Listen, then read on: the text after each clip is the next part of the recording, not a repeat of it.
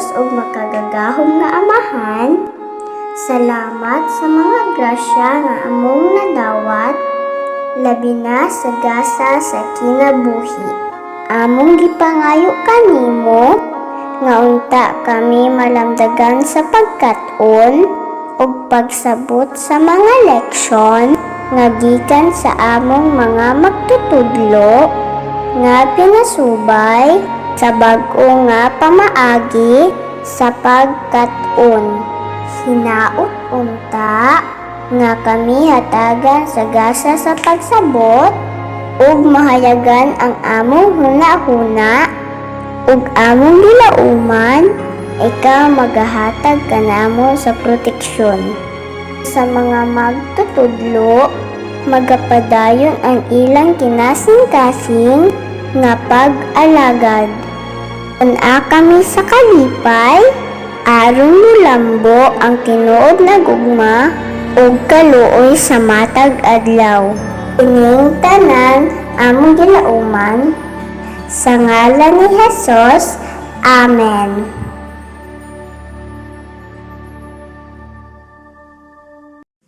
Mga kababayan, ang pambansang awit ng Pilipinas.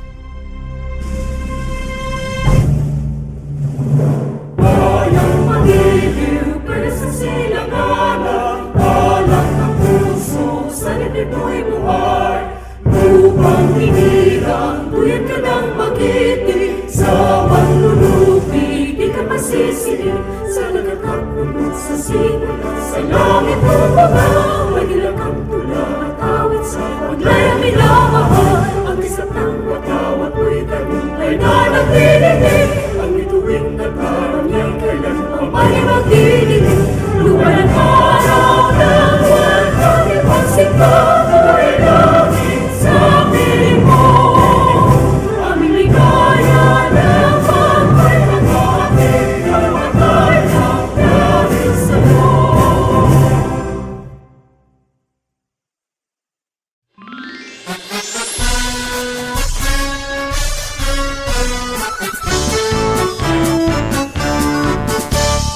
From the marshes of Pungle Bay, along its tiny southern quay, wafted by the winds, adventure and fortune, guided by God and destiny, came the sighs of Lapu-Lapu and Daguhoy, and to the land their hands employed, with hearts and mind attuned, calling Tanggug the land they enjoy.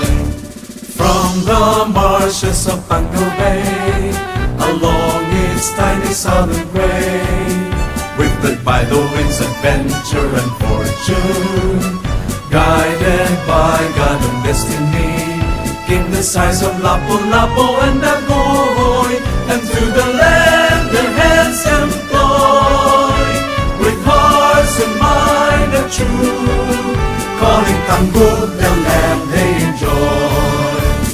Tanggug blossom as rose by the bay, while Malindang watched with welcome glee the growth and progress on display.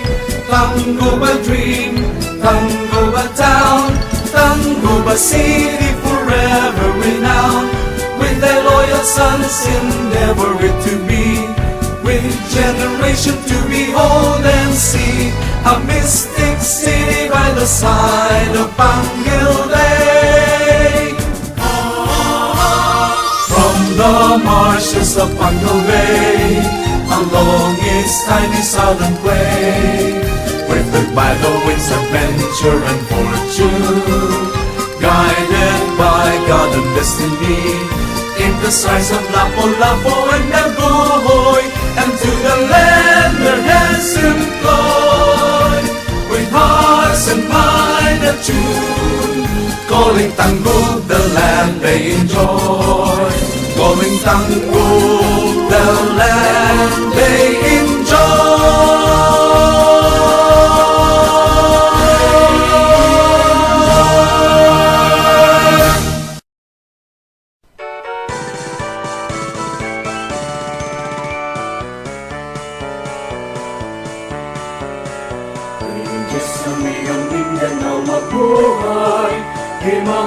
among natawan. Mauswagon masigla kung malipayon, papalo sa katahon. Magpapiling taning kasing-kasing, ang kabanaan o kamalipayon. Di sa kanunay gugmaan magpaibabaw, ang kahon sa'yo kanina. Mabuhay ang iyang Mindanao, Yutan na among natawan.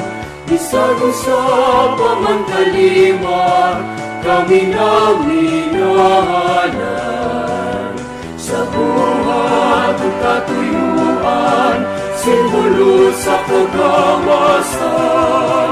Magpabiling na magkahinusa, kadaugan sa tanan. Mabuhay ang iyong Mindanao, Yutan na among natawan. Bisag-usab pa man kaliwat, kami na minahalay.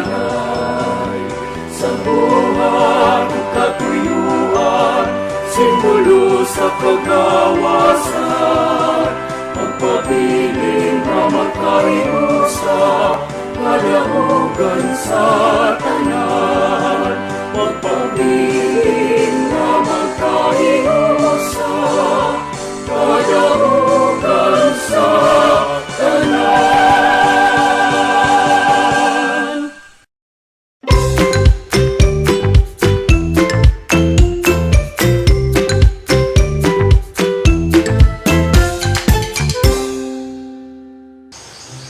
Maayong adlaw mga bata! Ako di ay si Teacher Raymond, ang inyong storyteller karong adlaw. Mag-uban na usab kita karon dinhi sa radyo ug sa telebisyon. Alang na usab sa atong mga sugilanon. Dinhi sa storytelling tambayan, ang Tanggog Buklatan.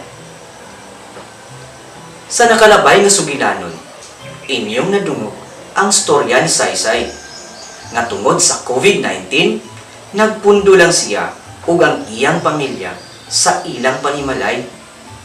Karong adlaw, lain na usab nga sugilanon ang inyong madungog.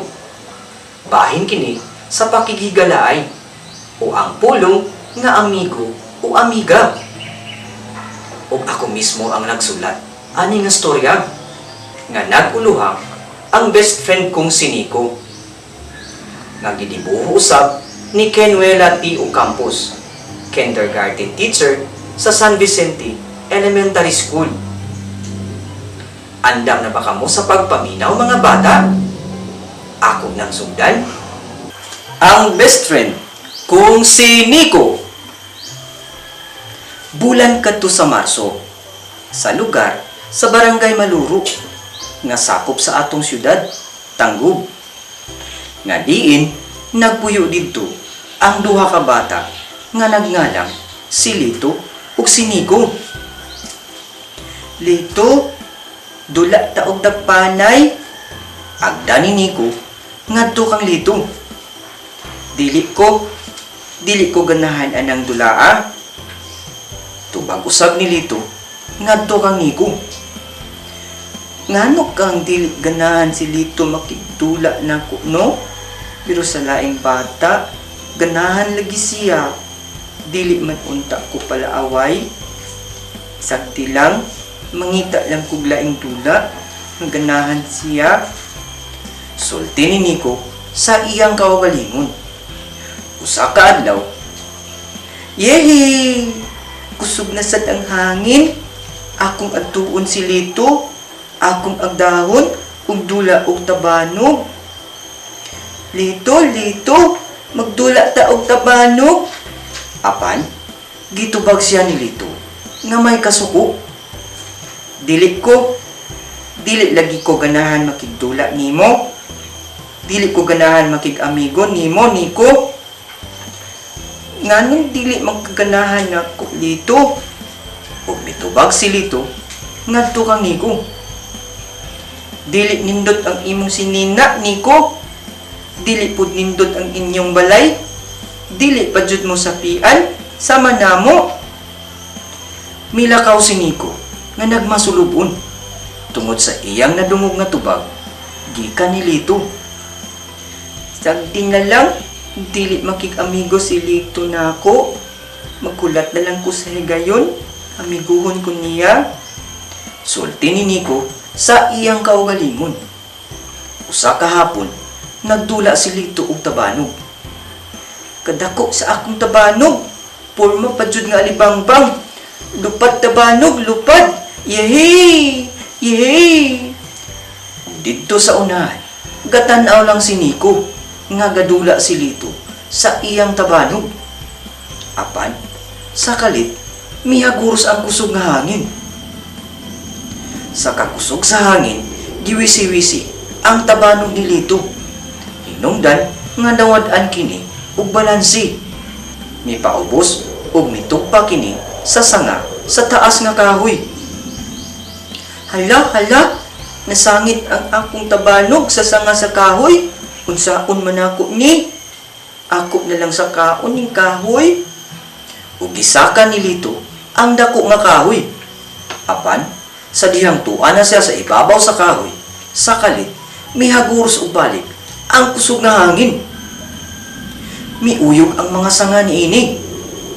Hala, kakusog sa hangin, miuyog ang mga sanga sa kahoy, murag ug mahagbong.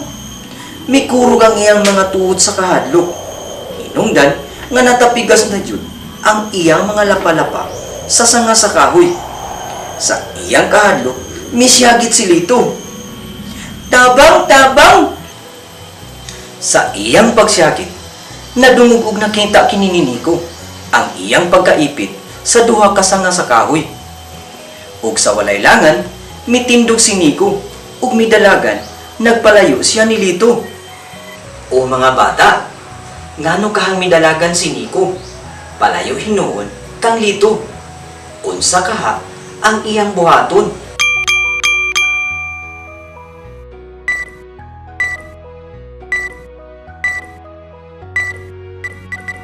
Manumbin, manumbin, si Lito naipit sa duha ka sanga sa kahoy. Tuad didto. Sulti ni Nico ngadto sa papa ni Lito nga si Manumbin. Nakabalo na mo sa tubag mga bata.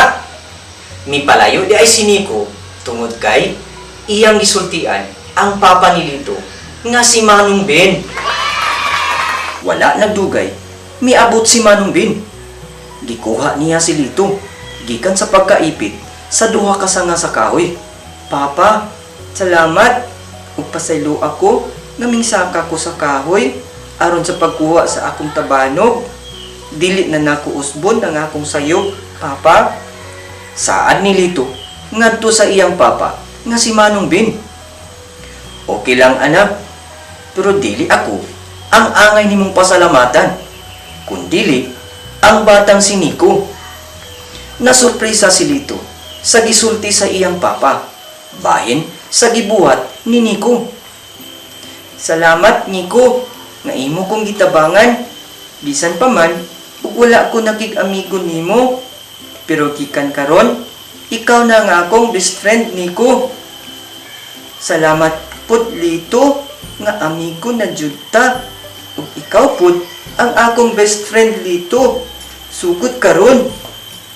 Ug sugod ato, mag-best friend na si Lito ug si Nico.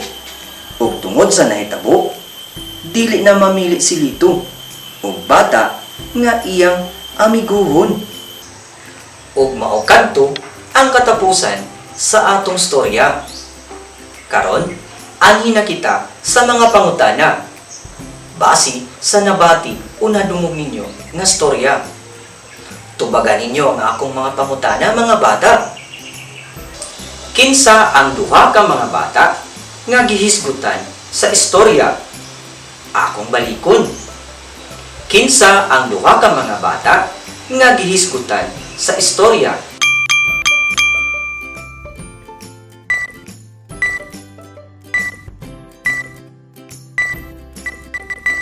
Kung ang inyong tubag mao si Lito ug si Nico, sakto kamo mga bata. Unsa nga mga pulong pamatasan ang inyong nadungog o nabati sa istorya? Akong balikon mga bata. Unsa nga mga pulong pamatasan ang inyong nadungog o nabati sa istorya?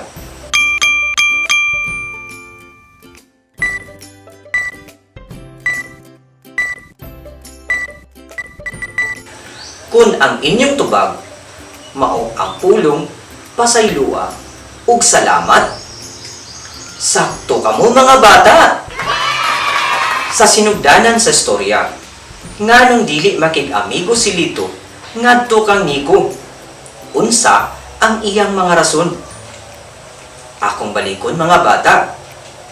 Sa sinugdanan sa istorya, nganong dili makig-amigo si Lito ngadto kang Nico.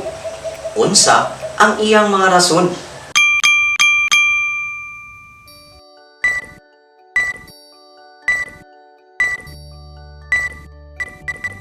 Kung ang inyong tubag mao ang dili nindot og sinina siniko, dili nindot og balay gipuy-an, ug dili sapian sama niya. Sakto kamo mga bata. Sakto ba si Lito nga mamili siya og bata nga iyang amiguhon? Akong balikon. Sakto ba si Lito nga mamili siya og bata nga iyang amiguhon?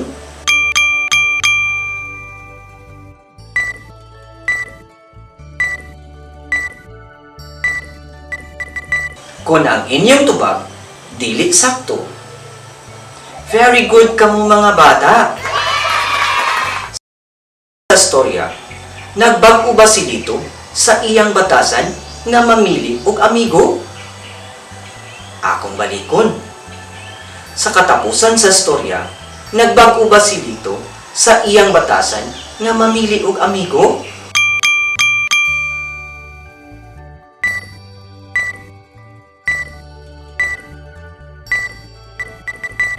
Kung ang inyong tubag nagbag-o si Lito, sakto kamo mga bata. Mga bata, atong nakatunan sa istorya nga dili di ay maayo nga mamili ta og amiguhon o amigahon. Pinaagi lang sa kanindot sa iyang gipangsuot nga sinina o sa kanindot sa iyang balay gipuy-an o tungod lang sa sapi nga anaa kaniya. Kun dili ang inyong tanahon ang kanindot sa batasan nga anaa kaniya. Og dinhi lang kutob ang atong storya mga bata. Hanggang nga gayon, dinhi sa storytelling tambayan, ang Tanggog Buklatan.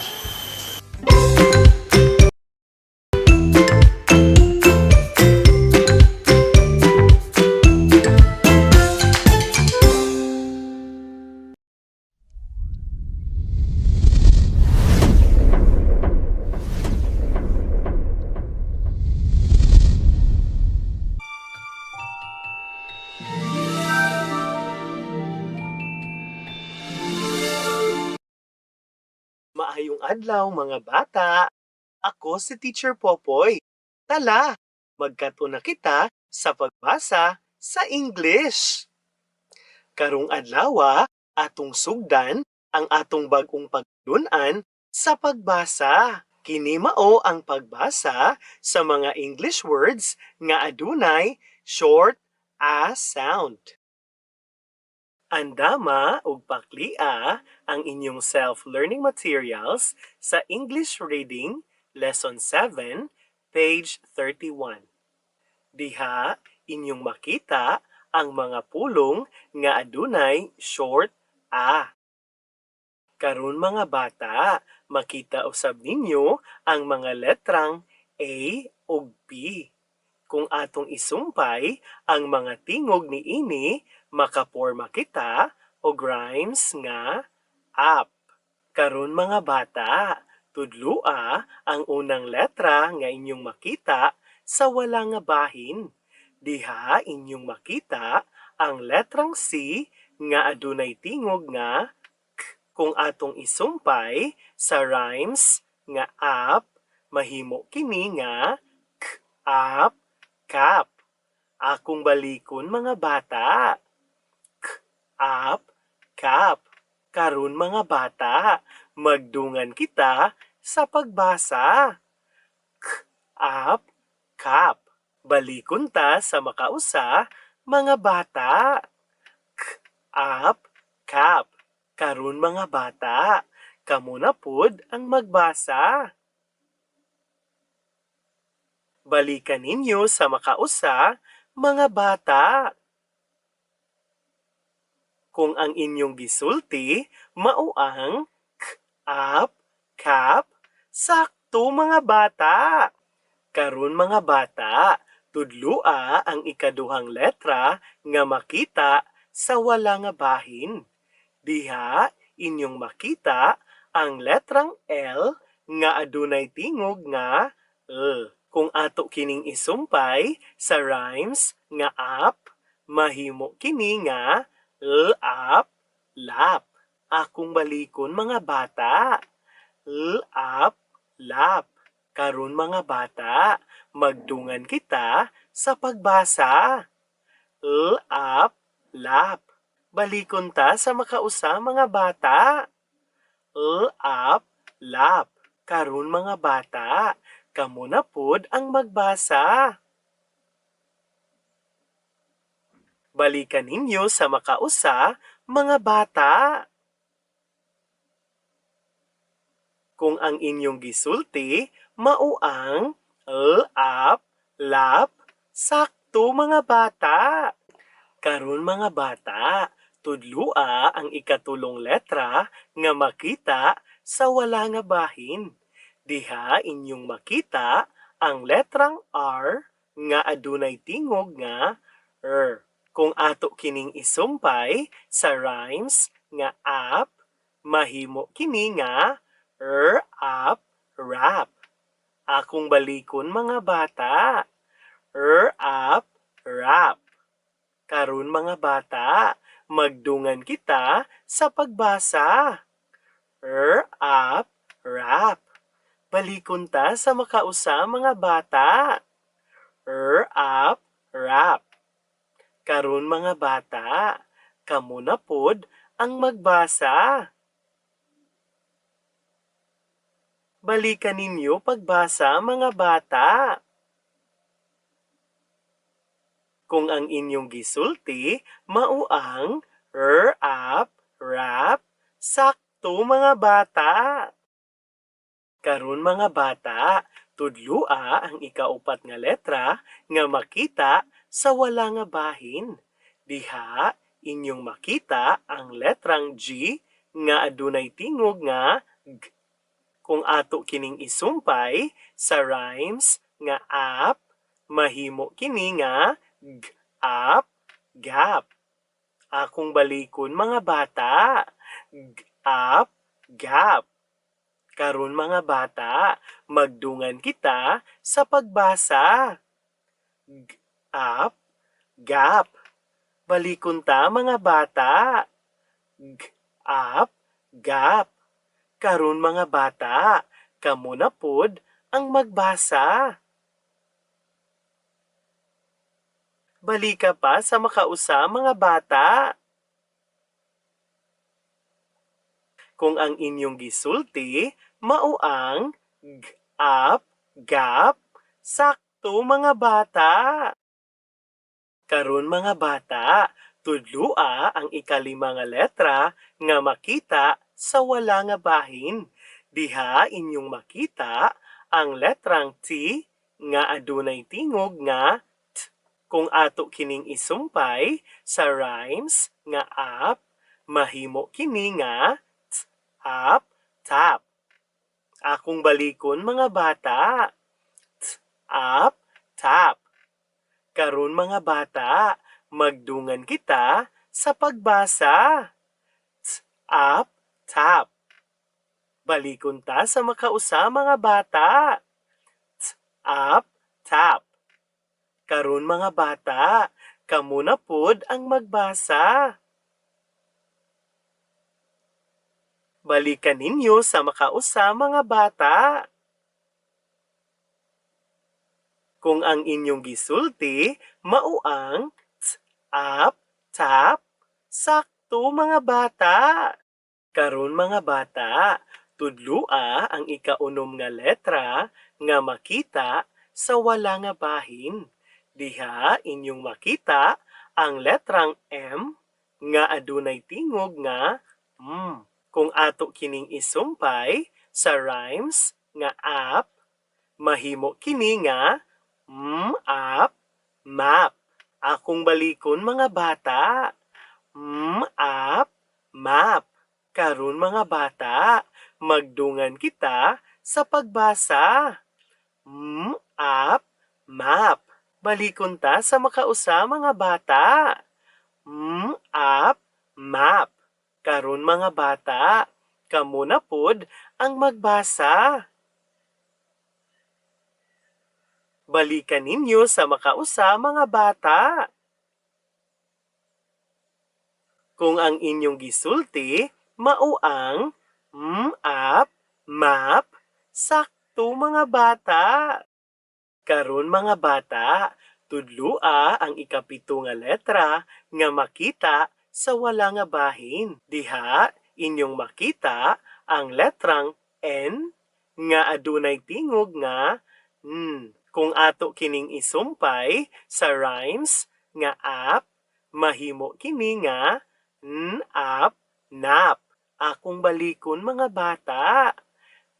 Up, nap. Karon mga bata, magdungan kita sa pagbasa.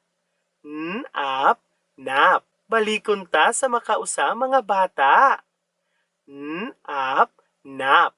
Karon mga bata, kamo na pod ang magbasa. Balikan ninyo sa makausa mga bata. Kung ang inyong gisulti, mauang, up, nap, sakto mga bata. Karon mga bata, tudlua ang ikawalo nga letra nga makita sa wala nga bahin. Diha inyong makita ang letrang Z nga adunay tingog nga Z. Kung ato kining isumpay sa rhymes nga up, mahimo kini nga z up, zap. Akong balikon mga bata. Z up, zap. Karon mga bata, magdungan kita sa pagbasa. Z up, zap. Balikon ta sa makausa mga bata. Z up, zap. Karon mga bata, kamo na pod ang magbasa. Balikan ninyo sa makausa, mga bata. Kung ang inyong gisulti, mauang, z, up, zap, sakto mga bata. Karon mga bata, atong basahon ang mga pulong nga naporma. Paminawa ko ninyo kung unsaon ako kini pagbasa. Cap, lap, wrap, gap, tap, map, nap, zap. Karon mga bata, magdungan kita sa pagbasa. Cap, lap, wrap, gap, tap, map, nap, zap. Mga bata, kamo na pod ang magbasa.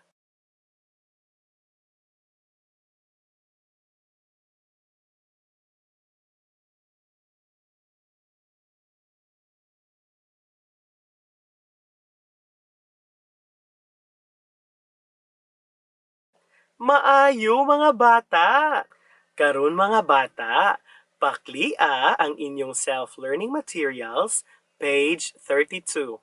Diha, inyong makita ang mga phrases.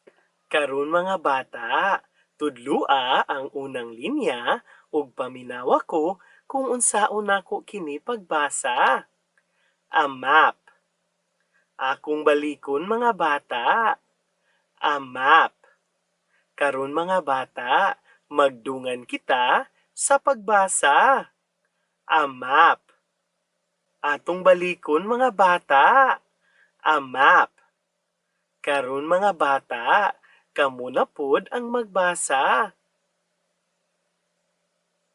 Usban ninyo pagbasa mga bata.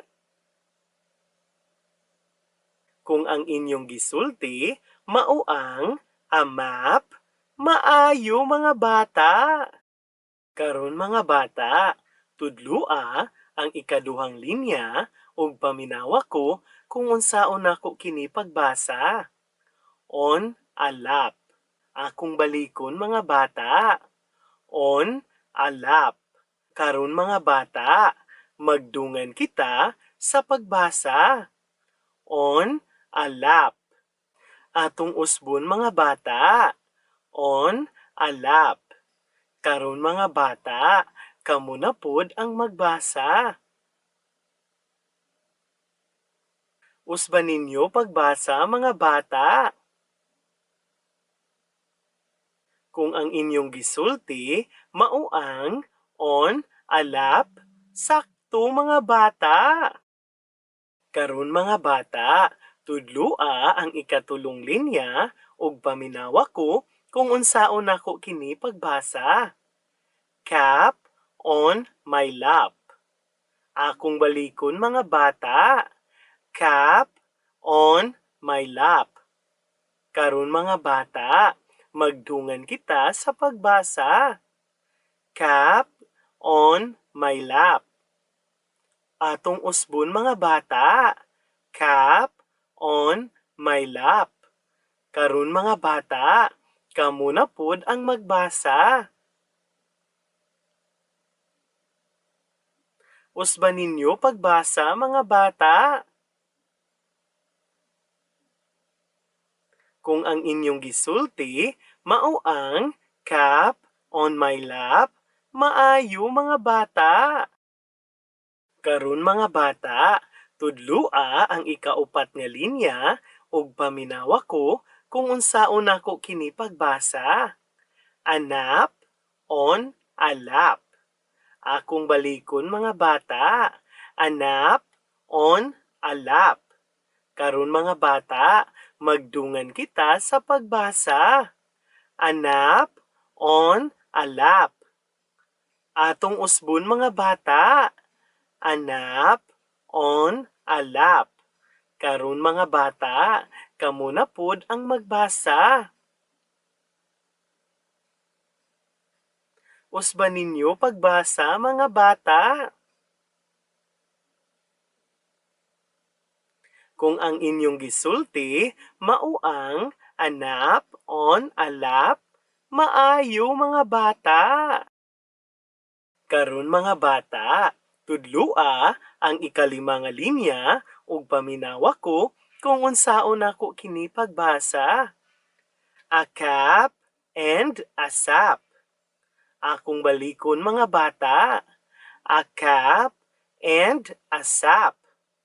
Karon mga bata, magdungan kita sa pagbasa. A cap and a sap. Atong usbon mga bata. A cap and a sap. Karon mga bata, kamo na pod ang magbasa. Usban ninyo pagbasa mga bata. Kung ang inyong gisulti, mao ang a cap and a sap, maayo mga bata. Karon mga bata, lantawa ang ubos nga bahin sa inyong self-learning materials. Diha, inyong makita ang mga sentences. Karon mga bata, tudlua ang number 1 ug paminawa ko kung unsaon nako kini pagbasa. I can tap. Akong balikon mga bata. I can tap. Karon mga bata, magdungan kita sa pagbasa. I can tap. Atong usbon mga bata. I can tap. Karon mga bata, kamo na pud ang magbasa. Usba ninyo pagbasa mga bata. Kung ang inyong gisulti, mao ang I can top, maayo mga bata. Karon, tudlua ang number 2 ug paminawa ko kung unsaon nako kini pagbasa. I need a nap. Akong balikon mga bata. I need a nap. Karon mga bata, magdungan kita sa pagbasa. I need a nap. Atong usbon mga bata. I need a nap. Karon mga bata, kamo na pud ang magbasa. Usba ninyo pagbasa mga bata. Kung ang inyong gisulti, mao ang I need a nap, maayo mga bata. Karon mga bata, tudlua ang number 3 ug paminawa ko kung unsaon nako kini pagbasa. I have a cap. Akong balikon mga bata. I have a cap. Karon mga bata, magdungan kita sa pagbasa. I have a cap. Atong usbon mga bata. I have a cap. Karon mga bata, kamo na pud ang magbasa. Usba ninyo pagbasa mga bata. Kung ang inyong gisulti, mao ang I have a cap, maayo mga bata. Karon mga bata, tudlua ang number 4 ug paminawa ko kung unsaon nako kini pagbasa. Sam has a map. Akong balikon mga bata. Sam has a map. Karon mga bata, magdungan kita sa pagbasa. Sam has a map. Atong usbon mga bata. Sam has a map. Karon mga bata, kamo na pud ang magbasa. Usba ninyo pagbasa mga bata. Kung ang inyong gisulti, mao ang Sam has a map, maayo mga bata. Karon mga bata, tudlua ang number 5 ug paminawa ko kung unsaon nako kini pagbasa. The tree has a sap. Akong balikon mga bata. The tree has a sap. Karon mga bata, magdungan kita sa pagbasa. The tree has a sap. Atong usbon mga bata. The tree has a sap. Karon mga bata, kamo na pud ang magbasa. Usba ninyo pagbasa mga bata. Kung ang inyong gisulti, mao ang the tree has a sap, maayo mga bata. Karon mga bata, tudlua ang number 6 ug paminawa ko kung unsaon nako kini pagbasa. Baby sits on my lap. Akong balikon mga bata. Baby sits on my lap. Karon mga bata, magdungan kita sa pagbasa. Baby sits on my lap. Atong usbon mga bata. Baby sits on my lap. Karon mga bata, kamo na pud ang magbasa. Usba ninyo pagbasa mga bata. Kung ang inyong gisulti, mao ang baby sits on my lap, maayo mga bata. Karon mga bata, Paklia ang inyong self-learning materials, page 33. Diha inyong makita ang basahon nga adunay title nga Anap. Karon mga bata, basahan ninyo kini. Sugdi na ninyo mga bata.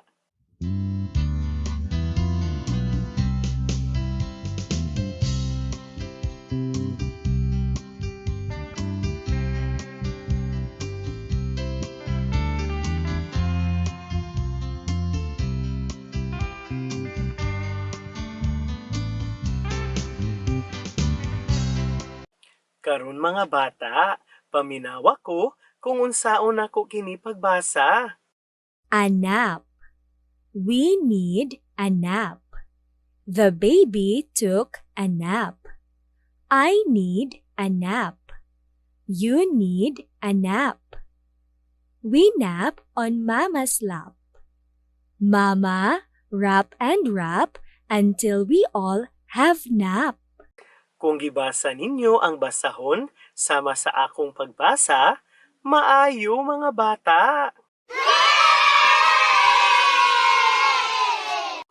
Alang sa dugang pagsabot sa inyong gibasa, tubagan ninyo ang mga pangutana ubos sa inyong basahon. Karon mga bata, paklia ang inyong self-learning materials, page 34. Lantawa ang hulagway sa wala ug badlisi ang pulong sa tuo nga nagngalan sa maong hulagway. Karon mga bata, paklia ang inyong self-learning materials, page 35. Lantawa ang hulagway ug isulat sa badlis ang nawala nga letra aron maporma ang ngalan sa maong hulagway. Ug din hinatapos ang atong pagtulun-an karong adlaw. Hangtod sa sunod nga higayon mga bata. Daghang salamat. Enjoy!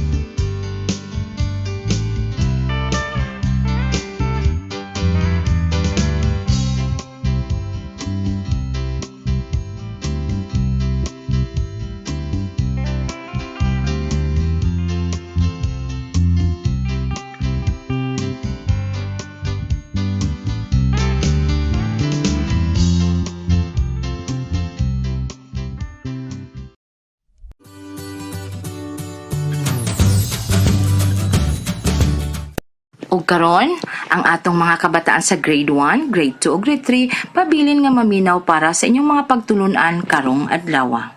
Sige, pagplaster na.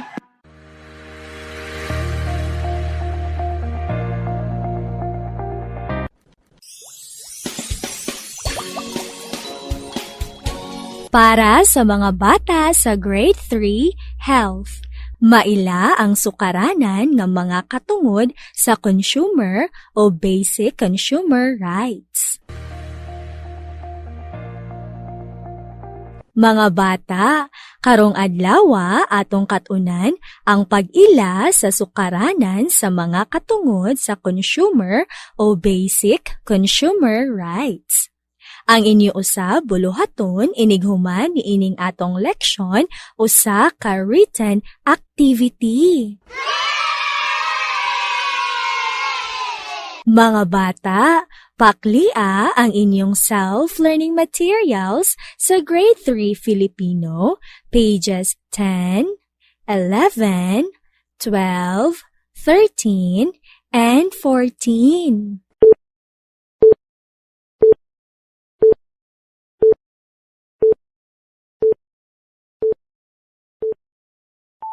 Mga bata, ang consumer mao ang tawo nga mopalit og mogamit sa mga produkto og serbisyo nga gibaligya sa merkado.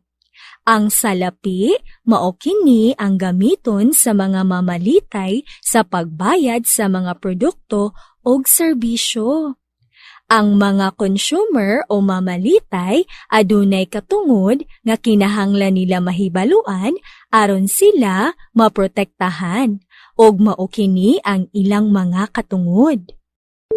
Una, katungod sa nagunang panginahanglanon. Mga bata, ang matag consumer adunay access sa mga sukaranan, hinungdanon nga mga butang og serbisyo nga kinahanglan aron mabuhi. Kini nga mga nagunang panginahanglanon sama sa tubig, sinina, puloy-anan, pag-atiman sa kahimsog, edukasyon ug sanitasyon. Ikaduha, katungod sa pagpili. Ang kini nga katungod nagsiguro nga ang consumer adunay access og magamit sa lain-laing kalidad nga produkto og serbisyo sa usa ka maayo, himsog og kompetensya nga merkado.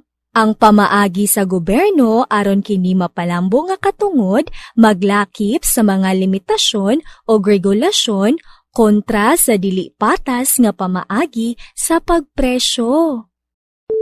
Ikatulo, katungod sa impormasyon. Ang matag consumer adunay katungod nga mahibalo bahin sa produkto o serbisyo nga iyang gipalit. Pinauyon sa kalidad, petsa sa paghimo, pamaagi sa paggamit ug sukaranan. Wala gitugot ang mga tatak nga maghatag og makapahisalaag nga kasayuran pinaagi sa advertising. Ang mga produkto aduna kini label sa mga putos aron makahibalo ang mga consumers sa produkto o mga kapilian sa serbisyo. Ikaupat, katungod sa kaluwasan. Adunay katungod ang mga consumer nga mga proteksyon gikan sa peligro nga mga produkto nga ilang napalit sa tindahan. Ang mga peligro nga produkto mao kini ang makadaot sa panglawas sa tawo kung kini magamit sa dili insakto nga mga katuyuan.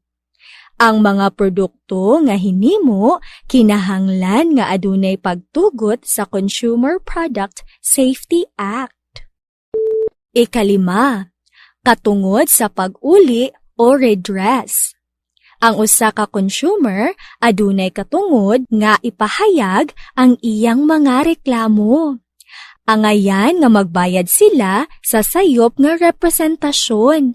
Gisiguro nga ang mga katungod maka-access sa mga benepisyo sama sa pag-uli sa salapi alang sa mga sayop nga produkto o libre nga pag-ayo niini.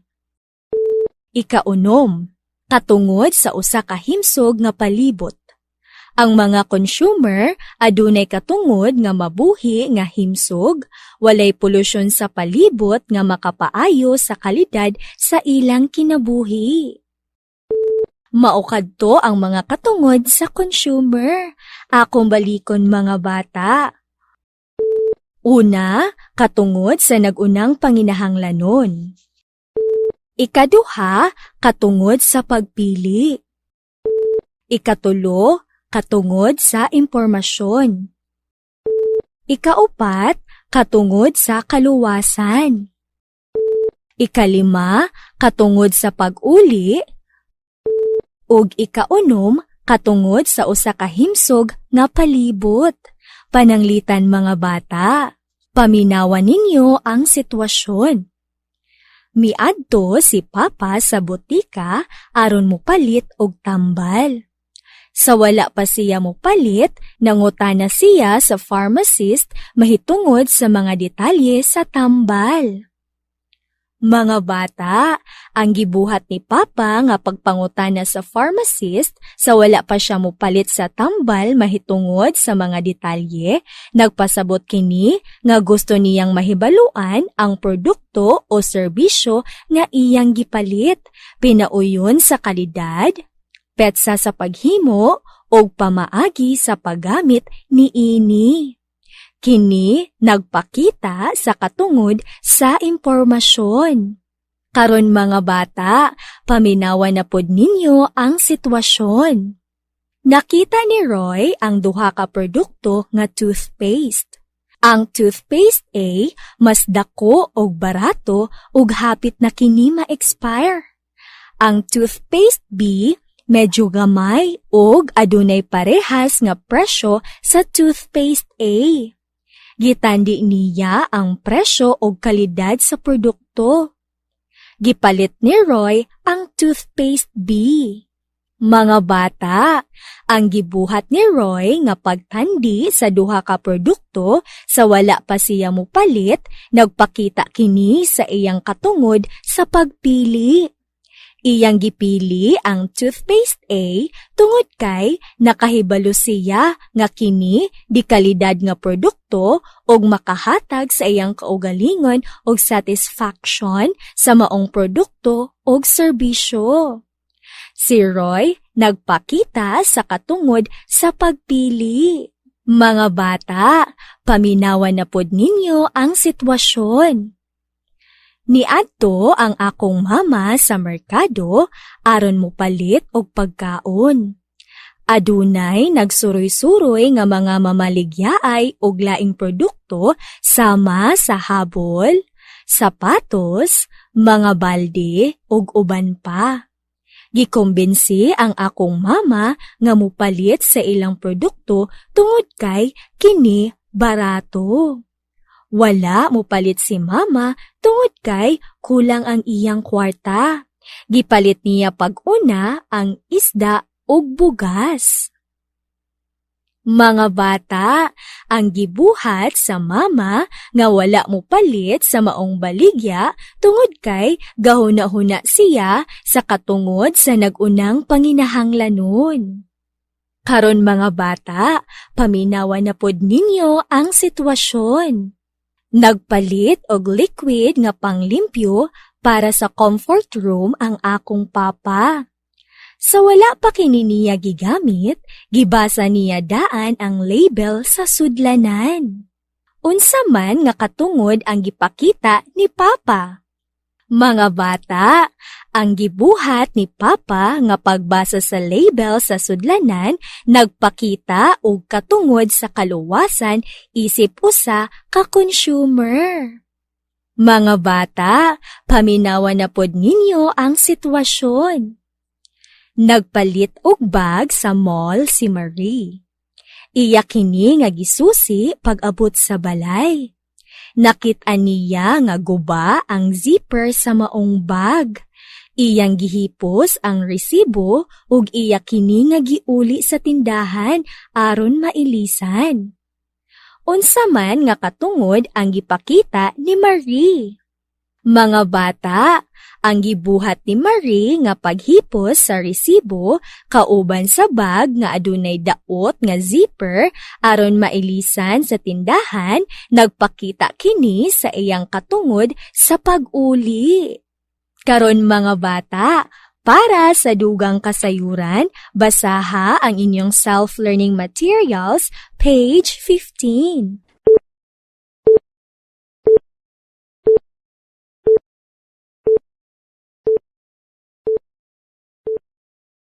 Para usab sa inyong buluhaton, paklia ang inyong activity sheets sa pages 15, 16, and 17.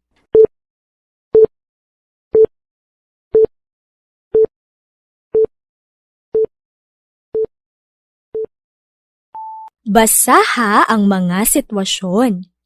Ilha ang katungod sa consumer nga gihulagway. Isulat ang imong tubag sa blanko nga giandam o pagpili sa imong tubag gikan sa kahon.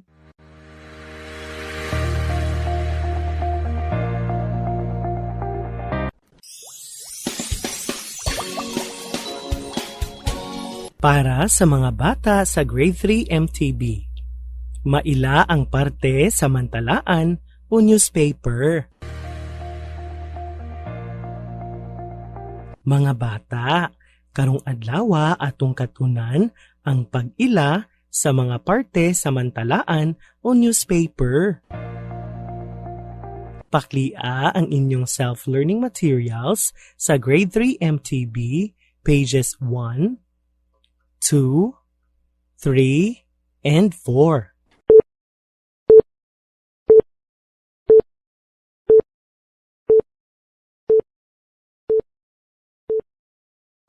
Mga bata, ang mantalaan o newspaper usa ka giimprenta nga publication nga naglangkob sa mga balita, mga artikulo, anunsyo ug uban pa.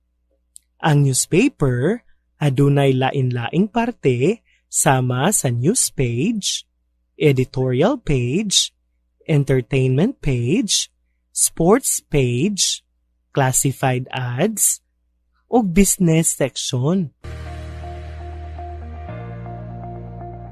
Ang news page mao ang unang seksyon sa mantalaan o newspaper.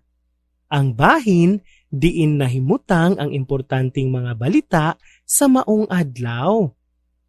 Editorial page mao ang bahin sa mantalaan o newspaper diin ang tigsulat midayag sa iyang ideya o opinyon. Entertainment page gilangkuban sa mga sinulat nga mulingaw, mupahibalo, mutudlo sa mga magbabasa sa mga butang nga makalingaw nila. Sports page mao ang seksyong bahin sa mantalaan o newspaper diin mabasa ang mahitungod sa sports. Classified ads ang seksyong bahin sa mantalaan o newspaper nga naghatag og impormasyon mahitungod sa bag-o nga produkto, trabaho ug mga panginahanglan. Obituaries mao ang seksyon sa mantalaan o newspaper nga mobalita o mapahibalo sa bag-ong detalye sa patay nga mga tawo kabahin sa impormasyon sa umaabot nga lubong. Business section mao ang seksyon sa mantalaan nga may kasayuran mahitungod sa negosyo, panagbayloay sa tinipigang produkto ug panginabuhian. Mga bata, diha sa inyong self-learning materials, pages 4 and 5, inyong makita ang mga pananglitan.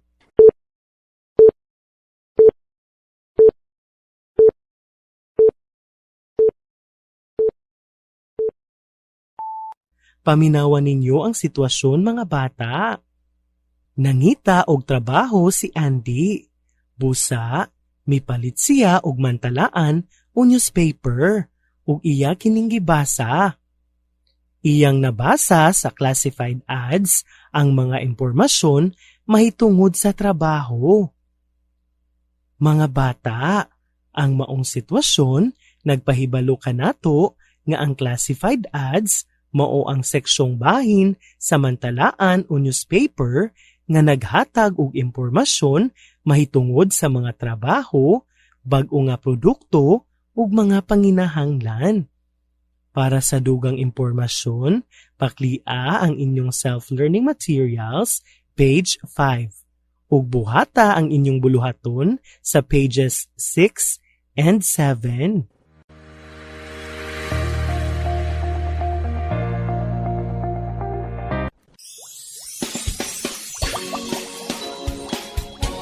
Para sa mga bata sa Grade 2 Filipino, mahulagway ang mga tauhan sa napaminang teksto base sa sinabi o pahayag. Mga bata, kagahapong adlaw atong nakatunan ang paghulagway sa mga tauhan sa napaminang teksto base sa kilos. Mga bata, ang paglalarawan ng tauhan sa napakinggang teksto ay isang paraan upang ganap na maintindihan ang kilos at ang kanyang pahayag. Mahalagang bigyan ng pansin ang mga tauhan kung paano ito kumilos at ano ang kanyang ginagampanan sa teksto sa paglalarawan. Sa pakikinig ng mabuti, maaaring kilalanin ang mga tauhan at nakatutulong ito upang lubos na maunawaan ang tekstong pinakinggan. Ito ang mga halimbawa ng salita na ginagamit sa paglalarawan. Masipag, mabait, magalang, mahinahon, masiyahin at iba pa. Karon atong katunan ang paghulagway sa mga tauhan sa napaminang teksto base sa sinabi o pahayag. Ang inyo sa buluhaton inighuman niining atong lesyon o sa written activity. Mga bata, sa pahina 21 at 22 ng inyong self-learning materials, makikita ang halimbawa. Pakinggan niyo mga bata. Babasahin ko ang tekstong pinamagatang si Jacob. Si Jacob ay isang batang masayahin. Sa tuwing paparating na ang kanyang itay mula sa sakahan, nagtatalon ito dahil sa tuwa. Isang hapon, habang papalapit na ang kanyang itay, sinalubong niya ito. "Mano po, itay?" ang sabi ni Jacob sa kanyang itay. Labis ang tuwa ng itay sa kanyang nakita sa anak. Mga bata, atin nang napakinggan ang teksto. Upang ating mailarawan ang tauhan, kailangan nating sagutin ang sumusunod na katanungan. Una, mga bata, batay sa ating napakinggang teksto, ano ang pahayag na sinabi ni Jacob sa kanyang itay? Kung ang sagot niyo ay mano po, itay? Tama, mga bata. Ang pahayag na sinabi ni Jacob sa kanyang itay ay mano po, itay. Mga bata, batay sa pahayag na sinabi ni Jacob sa kanyang itay, ano ang masasabi sa katauhan ni Jacob? Kung ang sagot niyo ay isang batang magalang, tama, mga bata. Ang batang si Jacob ay isang magalang. Ngayon mga bata, para sa inyong gawain, buksan at basahin ang pahina 22 at 23 ng inyong self-learning materials.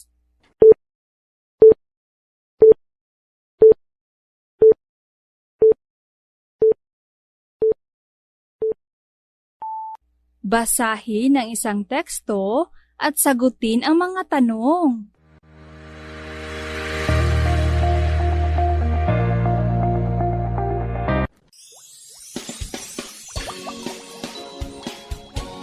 Para sa mga bata sa Grade 2 Araling Panlipunan, masulti ang responsibilidad sa matag-usa sa pag-atiman sa hiya sa kinaiyahan o pagmintinar sa kalimpyo sa kaugalingong komunidad.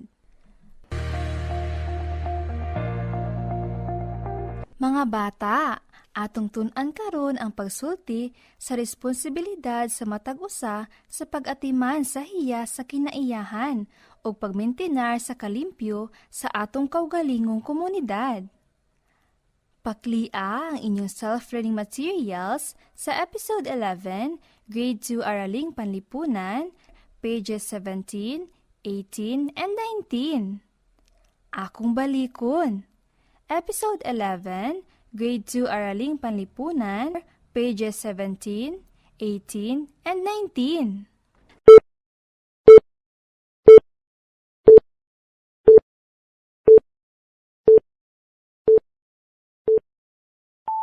Mga bata, matag usa ka nato kabahin sa komunidad.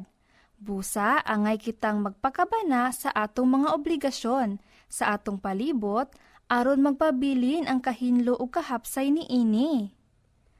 Pananglitan, ning tabang si Papa Lando uban ni Piping og training sa pagpanghinlo tungod kay responsibilidad kini sa matag sakop sa komunidad. Aron mahimong hapsay ug luwas sa katalagman ang matag komunidad. Adto na kita sa inyong buluhaton. Basaha ug tun-i ang hulagway sa matag numero ug ipasabot ang gipakita nga kaakuhan sa pagpanalipod sa mga natural nga kahinguhaan ug ang pagpadayon sa kalimpyo sa komunidad. Sulay ninyo mga bata!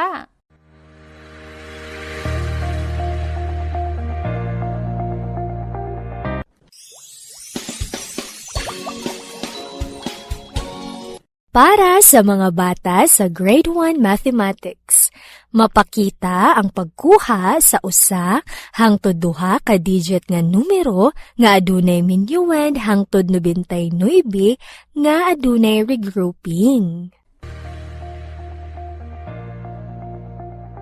Mga bata, karong adlaw atong katunan ang pagpakita sa pagkuha sa usa hangtod duha ka digit nga numero nga adunay minuend hangtod 99 nga adunay panagpundok o regrouping. Ang inyo usa buluhaton inighuman ni ining atong leksyon usa ka written activity. Mga bata, sa pagkuha sa usa ngadto sa duha ka digit sa numero nga adunay minuends hangtod 99 nga wala o adunay panagpundok, aduna kitay mga lakang nga pagasundon sa pagkuha. Unang lakang o first step. Mag-unata og kuha sa tinagsa o ones place column. Sa pagkuha nga adunay panagpundok, magkuha og usa ka napulo sa tens place ug idugang kini sa numero nga anaa sa tinagsa o ones place. Ikaduhang lakang o second step. Isunod dayon sa pagkuha ang numero nga anaa sa tinagpulo o tens place column. Kung nakuhaan og usa ka napulo ang numero nga anaa sa tens place, i-minus kini sa dili pabuhaton ang pagkuha. Mga bata, sa pages 6, 7, and 8 sa inyong RBI Learning Materials, makita ang mga pananglitan.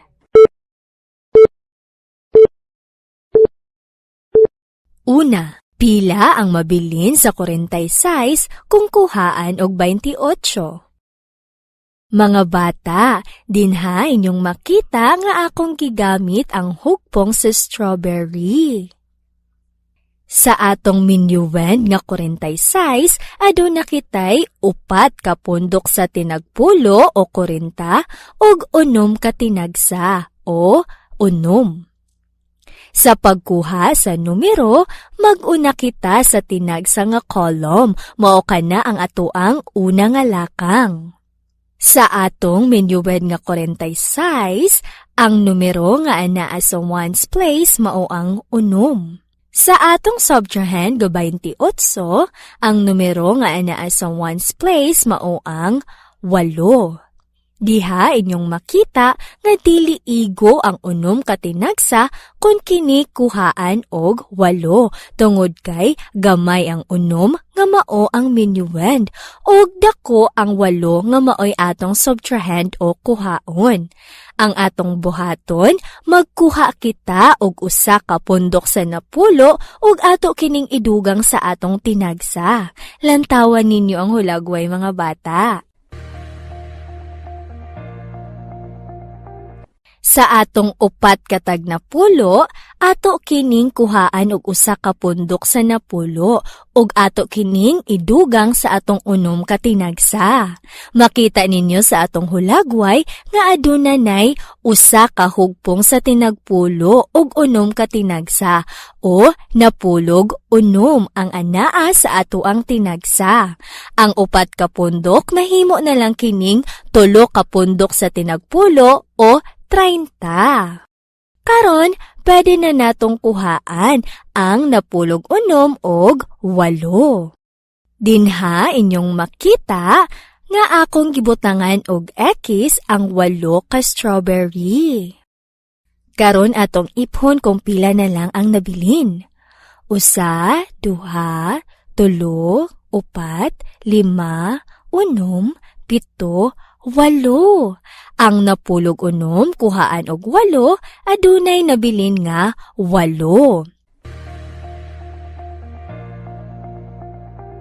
Karon adto na pud ta sa ikaduhang lakang. Ang 3 katag na pulo ato kanang kuhaan og 2 katag na pulo. Diha inyong makita nga akong gibutangan og X ang 2 ka grupo sa tag na pulo. Ang 3 ka pundok sa 10 kuhaan og 2 nabinlan kini og 1. Sa ato pa ang 46 kuhaan og 28 nabinlan kini og napulog 8.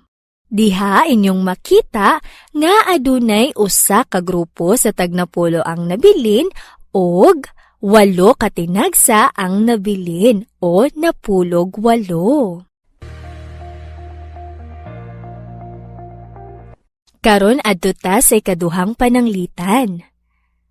Pila ang mabilin kung ang 54 kuhaan og 29? Mga bata, diha inyong makita nga akong gigamit ang hugpong sa mga donuts. Sa atong minuwen nga 54, aduna kitay 5 ka pundok sa tinagpulo o 50 ug 4 ka tinagsa o 4. Sa pagkuha, mag-una kita sa tinagsa. Sa atong minuwen nga 54, ang numero nga anaa sa ones place mao ang 4. Sa atong subtrahend, ang numero nga anaa sa ones place sa numerong 29 mao ang 9. Karon, nakita nato nga dili igo ang 4 ka tinagsa kun kuhaan kini og 9. Ang atong buhaton, magkuha kita og 1 ka pundok sa 10 ug ato kining ipuno sa 4 ka tinagsa aron mahimo kining napulog 4. Karon mga bata, diha inyong makita nga aduna nay napulog 4 ka tinagsa. Atong gikuhaan ang 5 katag na pulo ug 1 katag na pulo ug ato kining gidungag sa atong tinagsa. Mao nga aduna kitay napulog 4 ka tinagsa. Pwede na nato kining kuhaan og 9. Ang napulog 4 kuhaan og 9 nabinlan og 5. Diha inyong makita nga akong gibutangan og X ang 9 ka donuts. Buot pasabot mao kini ang atuang gikuha. Karon atong iphon kung pila na lang ang nabilin. 1, 2, 3, 4, 5. Ang napulog 4, kuhaan og 9, nabinlan kini og 5. Karon adto na pud kita sa ikaduhang lakang. Atong kuhaan ang mga numero nga anaa sa tens place column. Ang upat katag na pulo, kuhaan kini nato og duha. Diha inyong makita nga akong gibutangan og X ang duha katag na pulo sa mga donuts. Buot pasabot, mao kini ang atuang gikuha. Karon atong iphon kung pila na lang ang nabilin. Usa, duha. Adunay duha ka grupo sa tagnapulo ang nabilin. Ang upat kuhaan og duha, nabinlan na lang kini og duha. Karon mga bata, pila ka pundok sa napulo ang nabilin? Kung ang inyong tubag mo ang duha ka pundok, sakto mga bata.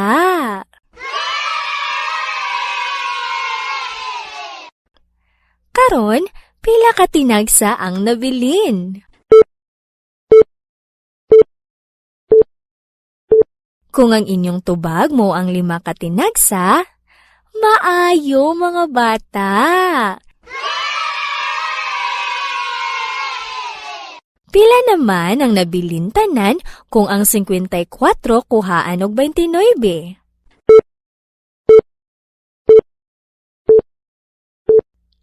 Kung ang inyong tubag mo ang 25, sakto mga bata.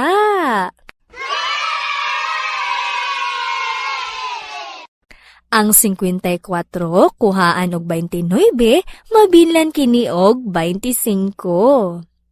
Karon adto na ta sa inyong buluhaton.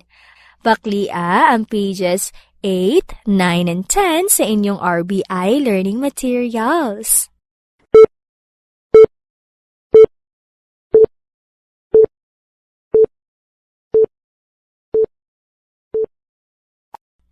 Ipakita ang pagkuha pinaagi sa pagbutang og X sa hugpong sa tinagpulo og tinagsa aron matubag ang mga pangutana. Isulat sa kahon ang insaktong tubag.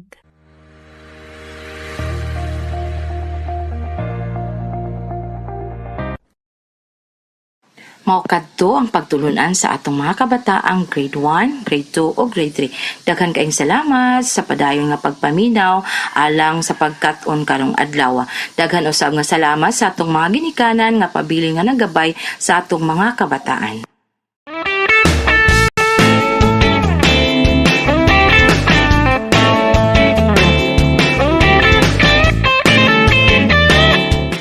Og karon ang atong mga kabataan sa grade 4, grade 5, and grade 6 magplaster na para sa inyong mga pagtulunan karong adlaw.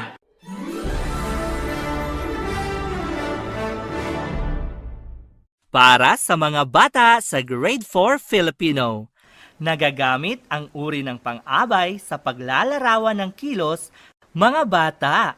Sa araw na ito, ating alamin kung paano gamitin ang uri ng pang-abay sa paglalarawan ng kilos.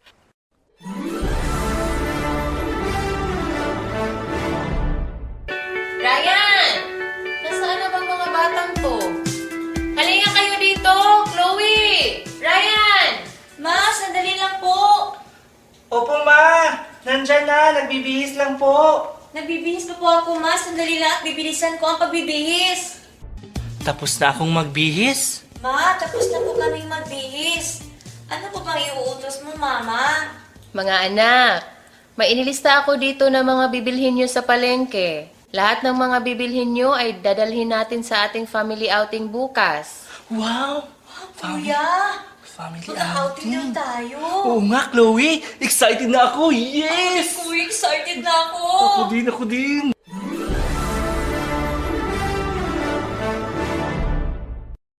Mga bata, narinig natin kanina na sa pag-uusap nila Nanay Helda, Chloe at Ryan, binanggit ni Chloe ang salitang bibilisan. Mga bata, ang salitang bibilisan ay halimbawa ng pang-abay na pamaraan. Ang pang-abay ay mga salitang naglalarawan ng pandiwa, pang-uri o kapwa pang-abay. Mga bata, may 3 uri ng pang-abay. Ang unang uri ng pang-abay ay pang-abay na pamaraan. Ito ay naglalarawan kung paano naganap, nagaganap, o magaganap ang kilos. Ito ay sumasagot sa tanong na, paano ginawa ang kilos? Ang salitang bibilisan na sinabi ni Chloe kanina ay halimbawa ng pang-abay na pamaraan. Ito ay sumasagot sa tanong kung paano ginawa ang kilos. Paano nagbihis si Chloe? Ang sagot ay bibilisan. Mga bata, narinig din natin kanina na sa pag-uusap nila Nanay Helda, Chloe at Ryan, binanggit ni Nanay Helda ang pariralang sa palengke. Ang pariralang sa palengke ay halimbawa ng pang-abay na panlunan. Ang pangalawang uri ng pang-abay ay pang-abay na panlunan. Ito ay nagsasaad ng lugar kung saan naganap ang pangyayari. Pinangungunahan ito ng katagang sa. Ito ay sumasagot sa tanong na, saan naganap ang kilos? Ang pariralang sa palengke ay halimbawa ng pang-abay na panlunan. Ito ay sumasagot sa tanong na saan naganap ang kilos. Saan bibilhin ang mga inilista ni Nanay Helda? Ang sagot ay sa palengke. Narinig din natin kanina na sa pag-uusap nila Nanay Helda, Chloe at Ryan, binanggit ni Nanay Helda ang salitang bukas. Mga bata, ang salitang bukas ay halimbawa ng pang-abay na pamanahon. Ang pangatlong uri ng pang-abay ay pang-abay na pamanahon. Ito ay nagsasaad kung kailan naganap, ginanap o gaganapin ang isang pangyayari. Ito ay sumasagot sa tanong na, kailan naganap ang kilos? Mga bata, ang salitang bukas ay halimbawa ng pang-abay na pamanahon. Ito ay sumasagot sa tanong na, kailan naganap, nagaganap, o magaganap ang kilos? Kailan nila dadalhin ang lahat ng kanilang bibilhin? Ang sagot ay bukas. Ngayon mga bata, para sa inyong gawain, pakibuksan ang inyong self-learning material, page 17. Inyong makikita ang isang talahanayan na may 3 kolom. Ang unang kolom ay para sa pang-abay. Ang pangalawang kolom ay para sa kilos. At ang pangatlong kolom ay para sa pangungusap. Ang gagawin ninyo ay gamitin sa pangungusap ang sumusunod na pang-abay upang mailarawan ang ibinigay na mga salitang kilos. Halimbawa, sa unang kolom, ang pang-abay na ibinigay ay araw-araw. Sa pangalawang kolom, ang kilos na ibinigay ay naliligo. At sa pangatlong kolom, gumawa kayo ng pangungusap gamit ang pang-abay na araw-araw upang mailarawan ang kilos na naliligo. Uulitin ko mga bata, sa pangatlong kolom, gumawa kayo ng pangungusap gamit ang pang-abay na araw-araw upang mailarawan ang kilos na naliligo. Kaya, ang pangungusap ay, si Charles ay naliligo araw-araw. Uulitin ko mga bata, si Charles ay naliligo araw-araw. Nakuha niyo ba mga bata? Magaling! Ngayon mga bata, oras na para gawin ninyo ang inyong gawain.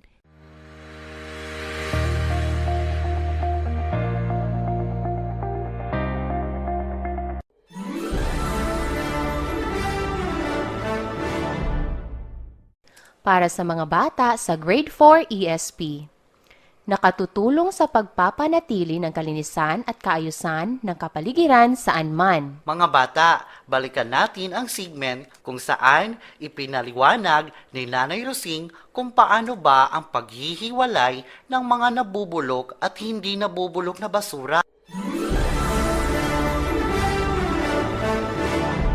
Paano po ba ang tamang pagtapon ng basura, Inay? Dapat anak, yung mga nabubulok na basura ay itatapon natin sa mga basurahang may nakapaskil na nabubulok. At yun namang mga hindi nabubulok na basura ay doon natin itatapon sa basurahang may nakapaskil na hindi nabubulok.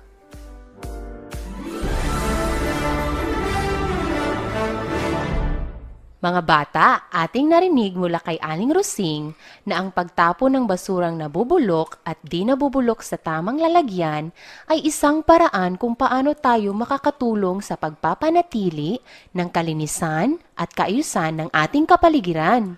Tandaan na yung nabubulok na basura ay itatapon natin sa mga basurahang may nakapaskil na nabubulok o biodegradable. Halimbawa ay ang mga balat ng prutas, mga papel at tuyong dahon. Yun namang hindi nabubulok na basura ay doon itatapon sa basurahang may nakapaskil na hindi nabubulok o non-biodegradable. Halimbawa ay ang mga plastic cellophanes at diapers at iba pa.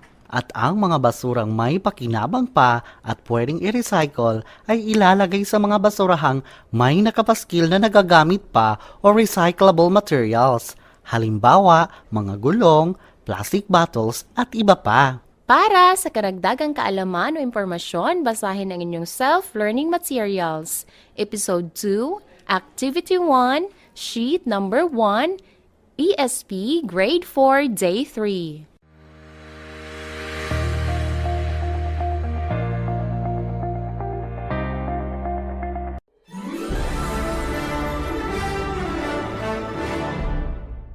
Para sa mga bata sa Grade 5 Mathematics, solve routine and non-routine problems involving percentage using appropriate strategies and tools. Mga bata, in our previous lesson, we learned how to solve routine problems involving percentage using appropriate strategies and tools. Today, we are going to learn how to solve non-routine problems involving percentage using appropriate strategies and tools. Mga bata, at the end of this lesson, you are going to answer a written activity. In our previous lesson, we also learned that non-routine problem solving involves some degree of creativity or originality to solve. It does not require specific strategy to solve the problem and can be solved in multiple ways. Means are the middle terms in a proportion. Extremes are the outer terms in a proportion. Now, kindly open your RBI learning materials on page 11. Let us solve the problem below using non-routine solution. Mga bata, I will read the problem inside the box. In Mrs. Reyes' class, she was sad because 70% of her pupils failed in the exam and only 9 of her students passed. How many pupils does she have in class? Mga bata, there are many strategies that we can use in solving word problems using non-routine solution. Strategy 1. Using ratio and proportion. Step 1. Understand. Mga bata, based on the problem that I have read, the problem asked for the total number of pupils that Mrs. Reyes have. And the given are the rate, which is equal to 70%, or 70% of her pupils failed. Mga bata, to get the rate of the pupils that passed, we have 100% minus 70% equals 30%.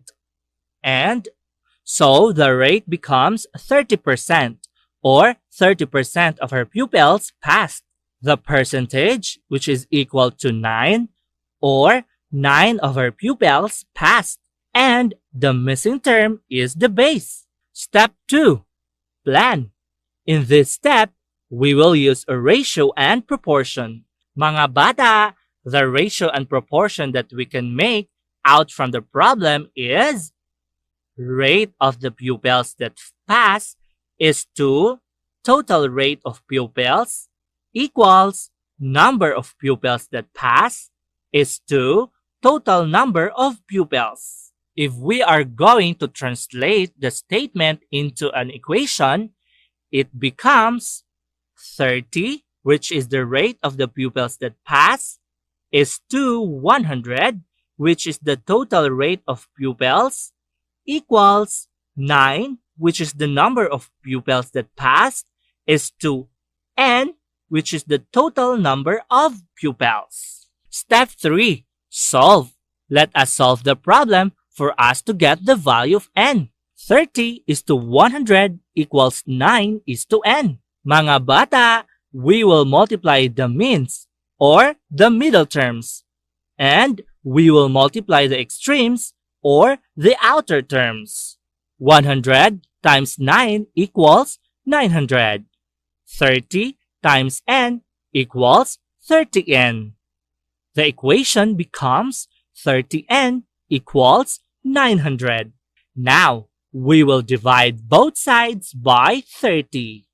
30n divided by 30 equals 1n or n.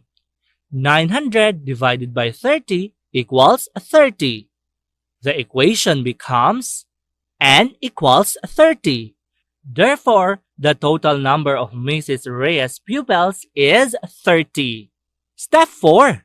Check. In this step, we will check whether our answer is correct or not. Mga bata, in checking, let us use the equation and substitute the value for each term. 30 is to 100 equals 9 is to 30. We will multiply the means or the middle terms. And we will multiply the extremes or the outer terms. 100 times 9 equals 900. 30 times 30 equals 900. The equation becomes 900 equals 900. Mga bata, our answer checks out. Therefore, the total number of pupils is 30. Nakuha niyo ba, mga bata? Magaling! Now, kindly read and study the remaining example which are found in your self-learning materials. After you read the remaining examples, kindly open your RBI learning materials on page 13. For your activity, you are going to solve the problem below using non-routine solution. Ngayon mga bata, it's time for you to do your activity.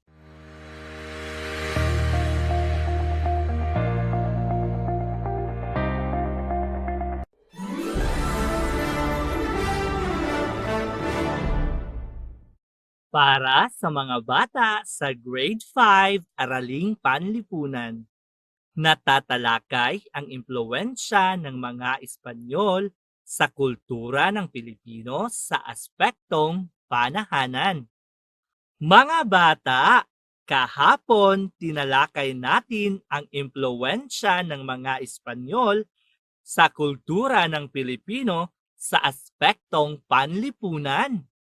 Sa araw na ito, ating talakayin sa pamamagitan ng pagsulat ang impluwensya ng mga Espanyol sa kultura ng Pilipino sa aspektong panahanan. Mga bata, pakibuksan ang inyong self-learning materials, Episode 10, Grade 5 at Grade 6 Araling Panlipunan, Day 11, Page 61. Inyong makikita at mababasa ang impormasyon tungkol sa impluwensya ng mga Espanyol sa kultura ng mga Pilipino sa aspektong panahanan. Ang pagiging kolonyal ng Pilipinas sa Espanya ay nagdala ng maraming pagbabago sa kultura at kalagayang panlipunan ng mga Filipino.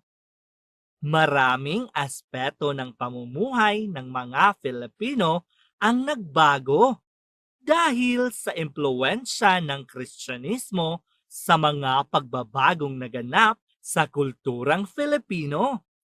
Tunghayan natin ang mga pagbabago sa aspektong panahanan sa panahon ng kolonyalismong Espanyol. Gawing gabay ang balangkas sa ibaba. Mga pagbabagong panahanan. Una, reduksyon. Pangalawa, bahay na bato.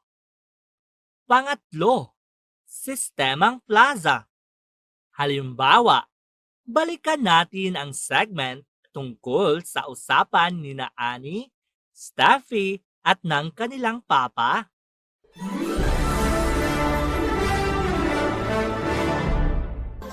Teka lang, Papa.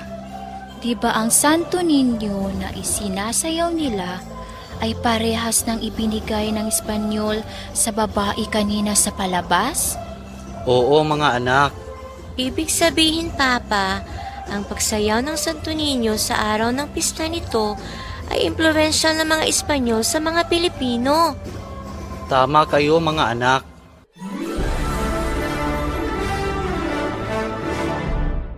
Mga bata, tama ang sinabi ni Steffi na ang pagsayaw ng Santo Niño sa araw ng pista nito ay impluwensya ng mga Espanyol sa mga Filipino. Isa ito sa mga relihiyosong pagdiriwang na nabuo sa paghahalo ng sinaunang tradisyon at mga bagong natutuhang musika mula sa mga Espanyol. Ito ay isa sa impluwensya ng kolonyalismong Espanyol sa mga Filipino na napapabilang sa aspektong kultural.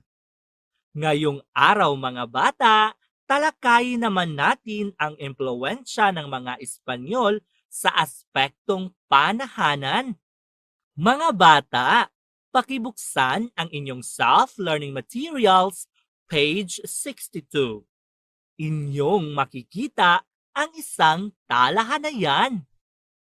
Sa unang hanay, inyong mababasa ang unang impluwensya ng mga Espanyol sa aspektong panahanan. Sa pangalawang hanay, inyong mababasa ang impormasyon tungkol sa impluwensya ng mga Espanyol. Ang unang impluwensya ng mga Espanyol sa aspektong panahanan ay ang reduksyon. Ito ay isa sa mga patakaran ng kolonyalismong Espanyol na kung saan sa pilitang inilipat ng mga Espanyol ang tirahan ng mga katutubo upang mapalapit sa mga poblasyon. Ginawa ito upang mas madaling mapangasiwaan ang mga Filipino at maipalaganap ang Kristyanismo. Ngayon, mga bata, pag-aralan natin kung paano talakayin ang impluwensya ng mga Espanyol sa aspektong panahanan. Sa pagtatalakay sa impluwensya ng mga Espanyol sa kultura ng Filipino sa aspektong panahanan, may sinusundan itong gabay. Unang isusulat ang sugnay na isa sa mga impluwensya ng mga Espanyol sa aspektong panahanan ay ang kasunod nito ang impluwensya ng mga Espanyol sa aspektong panahanan at susundan ng impormasyon tungkol sa impluwensya ng mga Espanyol. Balikan natin ang unang impluwensya ng mga Espanyol sa aspektong panahanan. Unang isulat ang sugnay na isa sa mga impluwensya ng mga Espanyol sa aspektong panahanan ay ang kasunod nito ang impluwensya ng mga Espanyol sa aspektong panahanan. Mga bata, sa unang hanay sa talahanayan, inyong mababasa ang impluwensya ng mga Espanyol sa aspektong panahanan. Ang Reduksyon. susundan ito ng impormasyon tungkol sa impluwensya ng mga Espanyol. Mga bata, sa ikalawang hanay sa talahanayan, inyong mababasa ang impormasyon tungkol sa impluwensya ng mga Espanyol. Ito ay isa sa mga patakaran ng kolonyalismong Espanyol na kung saan sa pilitang inilipat ng mga Espanyol ang tirahan ng mga katutubo upang mapalapit sa mga poblasyon. Ginawa ito upang mas madaling mapangasiwaan ang mga Filipino at maipalaganap ang Kristyanismo. Kaya inyong mababasa sa loob ng kahon ang halimbawa ng pagtatalakay sa impluwensya ng mga Espanyol sa kultura ng Filipino. Babasahin ko ngayon, mga bata. Isa sa mga impluwensya ng mga Espanyol sa aspektong kultural ay ang Reduksyon. ito ay isa sa mga patakaran ng kolonyalismong Espanyol na kung saan sa pilitang inilipat ng mga Espanyol ang tirahan ng mga katutubo upang mapalapit sa mga poblasyon. Ginawa ito upang mas madaling mapangasiwaan ang mga Filipino at maipalaganap ang Kristyanismo.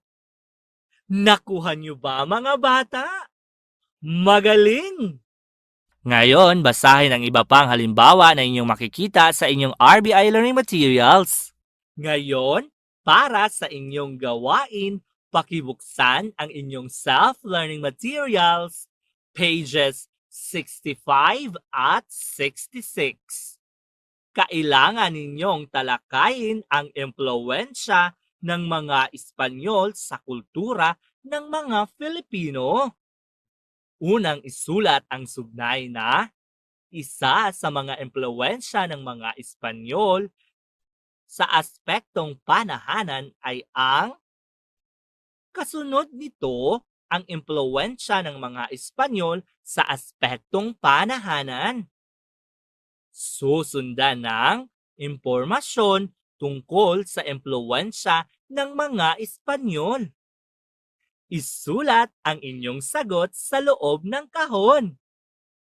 Ngayon, mga bata, oras na para gawin ninyo ang inyong gawain.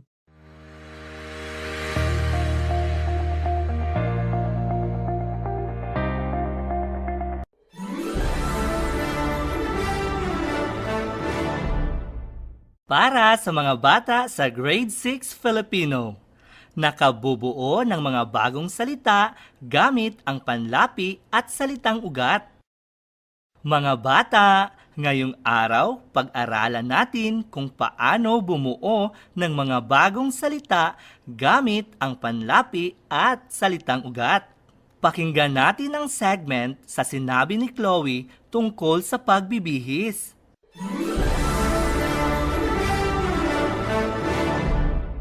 Nagbibihis pa po ako, ma. Sandali lang at bibilisan ko ang pagbibihis.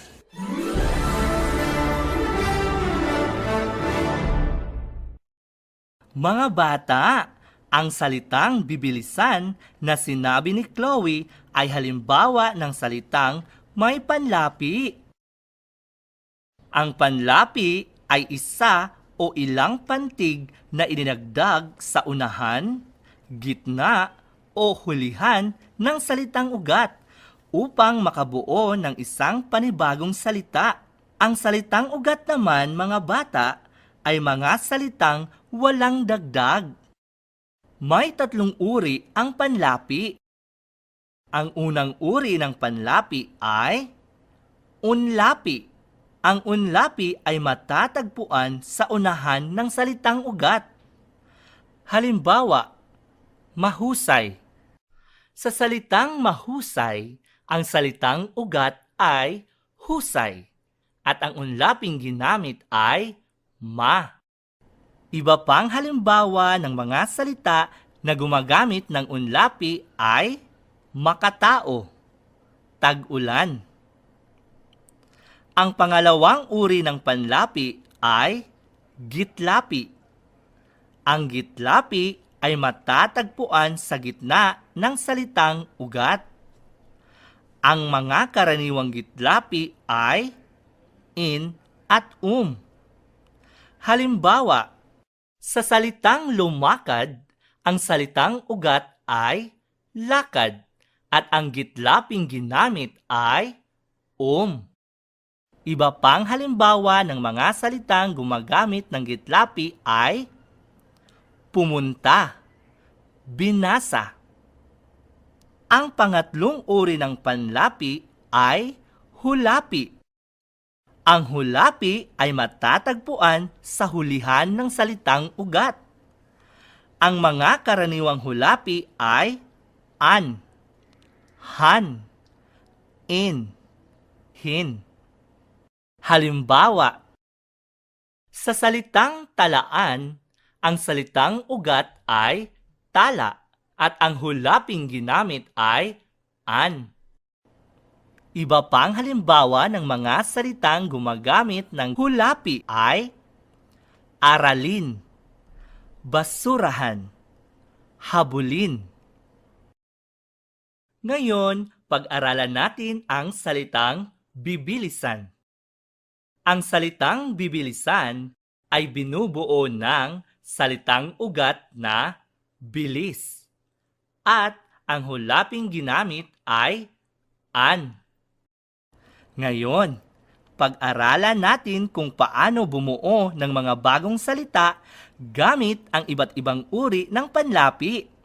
Ang salitang ugat na aral, kung dadagdagan natin ang hulaping in, ay magiging aralin. Ang salitang ugat na basa, kung ating dadagdagan ng gitlaping ay magiging bumasa. Ang salitang ugat na sipag, kung dadagdagan natin ng unlaping ma, ay magiging masipag. Ngayon mga bata, para sa inyong gawain, pakibuksan ang inyong self-learning material, Episode 6, Grade 6 Filipino, Day 1, Page 2.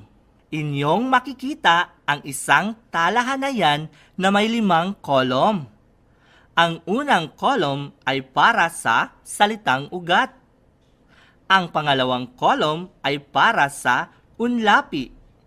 Ang pangatlong kolom ay para sa gitlapi. At ang pang-apat na kolom ay para sa hulapi. At ang panglimang kolom ay para sa bagong salita. Kailangan ninyong bumuo ng bagong salita gamit ang ibinigay na salitang ugat at panlapi. Halimbawa, ang salitang ugat ay inom at dadagdagan natin ng unlaping Ang bagong salita na mabubuo ay uminom. Isulat ninyo ito sa kolom ng bagong salita. Ngayon mga bata, oras na para gawin ninyo ang inyong gawain.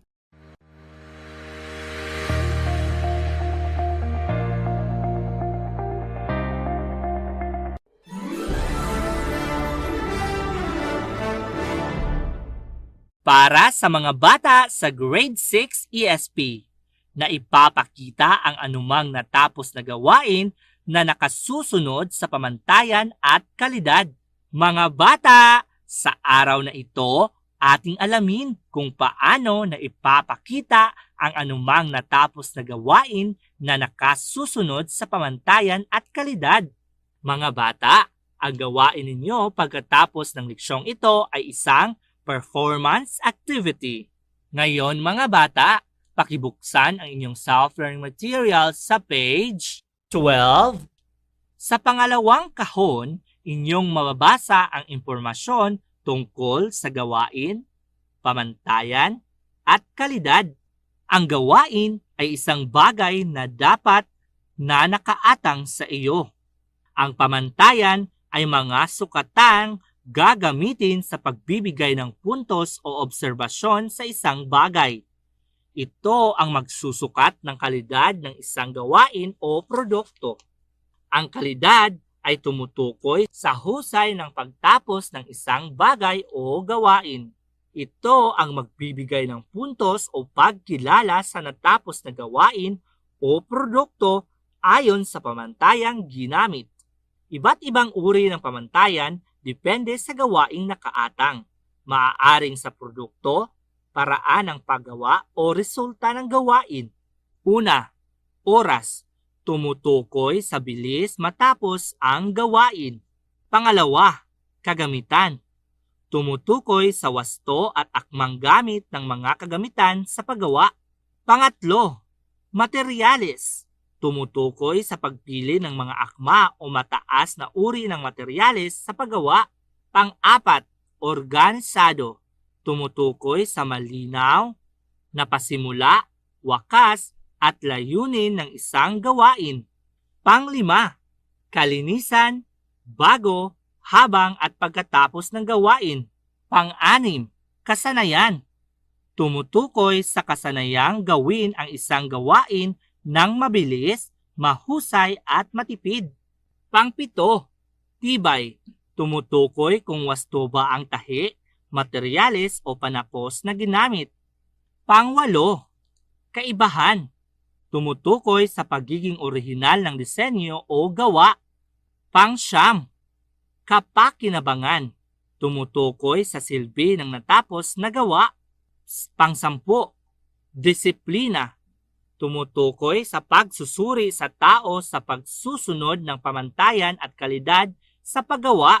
Ngayon mga bata, pakibuksan ang inyong self-learning materials sa page 16. Inyong mababasa ang halimbawa kung anong pamantayan ang ginamit upang matapos ang isang gawain. Una, pinatay ni Ana ang ilaw dahil umaga na. Anong pamantayan ang ginamit ni Ana sa gawain? Ang posibleng sagot ay, ang pamantayang ginamit ni Ana sa paggawa sa gawain ay ang disiplina. Dahil tama ang kanyang ginawa na patayin ang ilaw dahil umaga na para makatipid sa kuryente. Nakuha niyo ba mga bata? Magaling! Pangalawa, namulot ng basura si Mang Ben sa ilog. Anong pamantayan ang ginamit ni Mang Ben sa gawain? Mga bata, ang posibleng sagot ay, ang pamantayan na ginamit ni Mang Ben sa paggawa sa gawain ay ang kalinisan at disiplina. Dahil ipinapakita dito na hindi siya inutusan na mamulot ng basura sa ilog. Ito ay kusa niyang ginawa dahil gusto niyang makita na malinis ang ilog. Nakuha niyo ba mga bata? Magaling! Ngayon, basahin ang iba pang halimbawa na matatagpuan sa inyong self-learning materials. At pagkatapos ninyong basahin ang iba pang halimbawa, pakibuksan ang inyong self-learning materials sa page 17. Para sa inyong gawain, kailangan ninyong lagyan ng check ang hanay kung ang sitwasyon ay nagpapakita ng pagsunod sa pamantayan at kalidad ng gawain, at X kung hindi. Ngayon mga bata, oras na para gawin ninyo ang inyong gawain.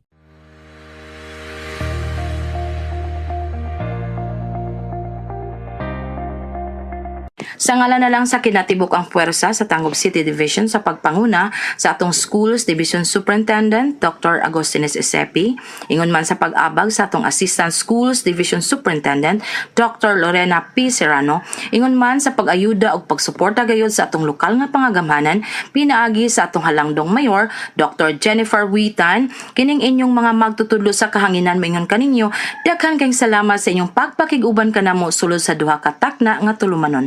Hangtod ugma, bye-bye everyone, God bless us all.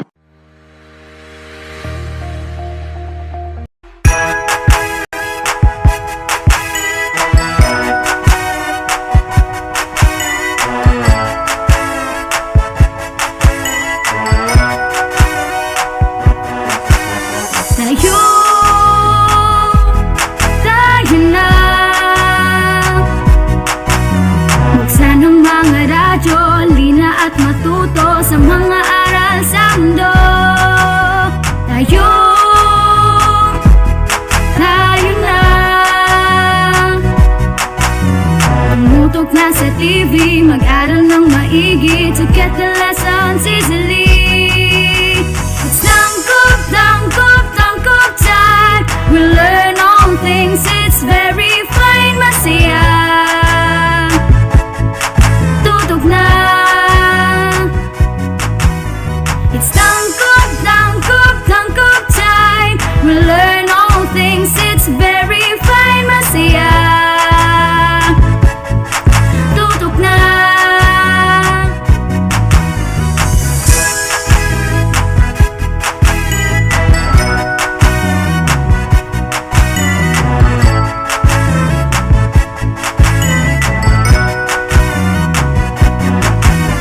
Tayo,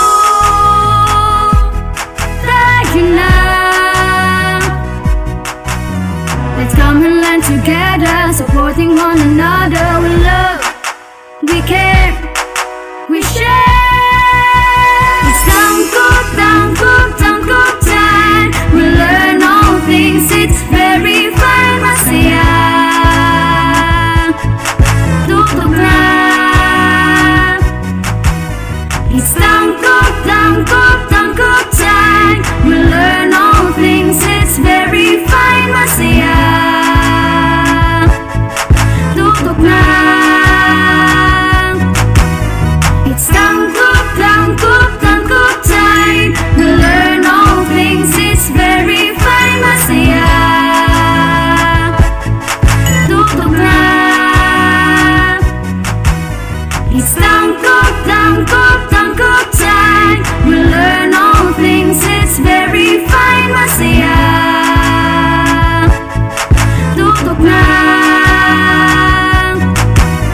It's tangkop, tangkop, tangkop time. We learn all things, it's very fine, masaya. Tutok na. Tangkop, tangkop time.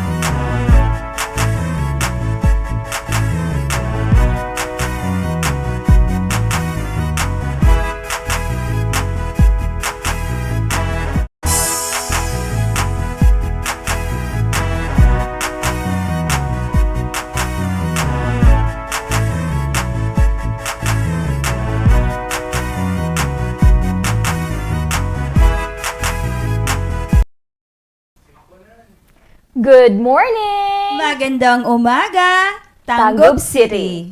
Today is March 11, 2022, Friday. Live at DepEd tayo Tanggub and Astral Academy Cyber School. Ako di ay si Teacher Rona May Cajeta, gikan sa Maluro Integrated School. Ako si Teacher Lizelle Antonio, gikan sa Prenza Elementary School. Kami ang inyong Facebook Live anchors for today.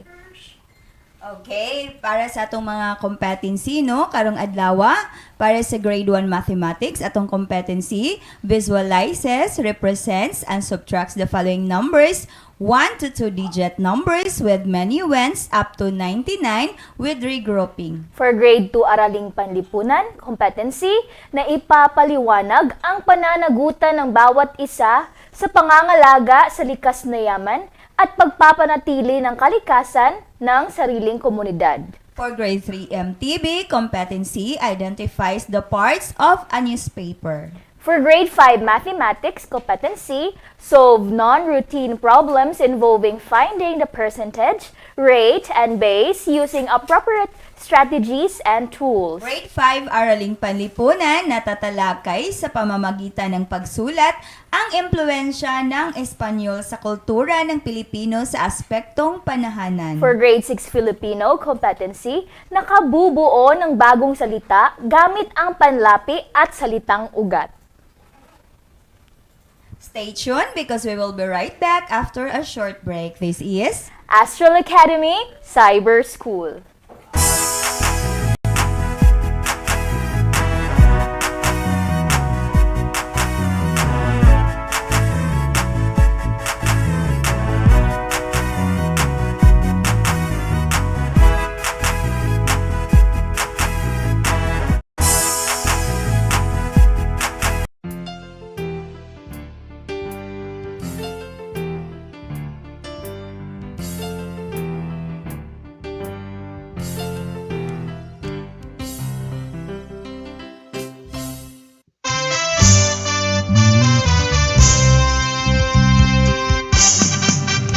Dali na mag-science na kita, mag-observe o mag-discover ta, living things o non-living things, mga stars o mga planeta.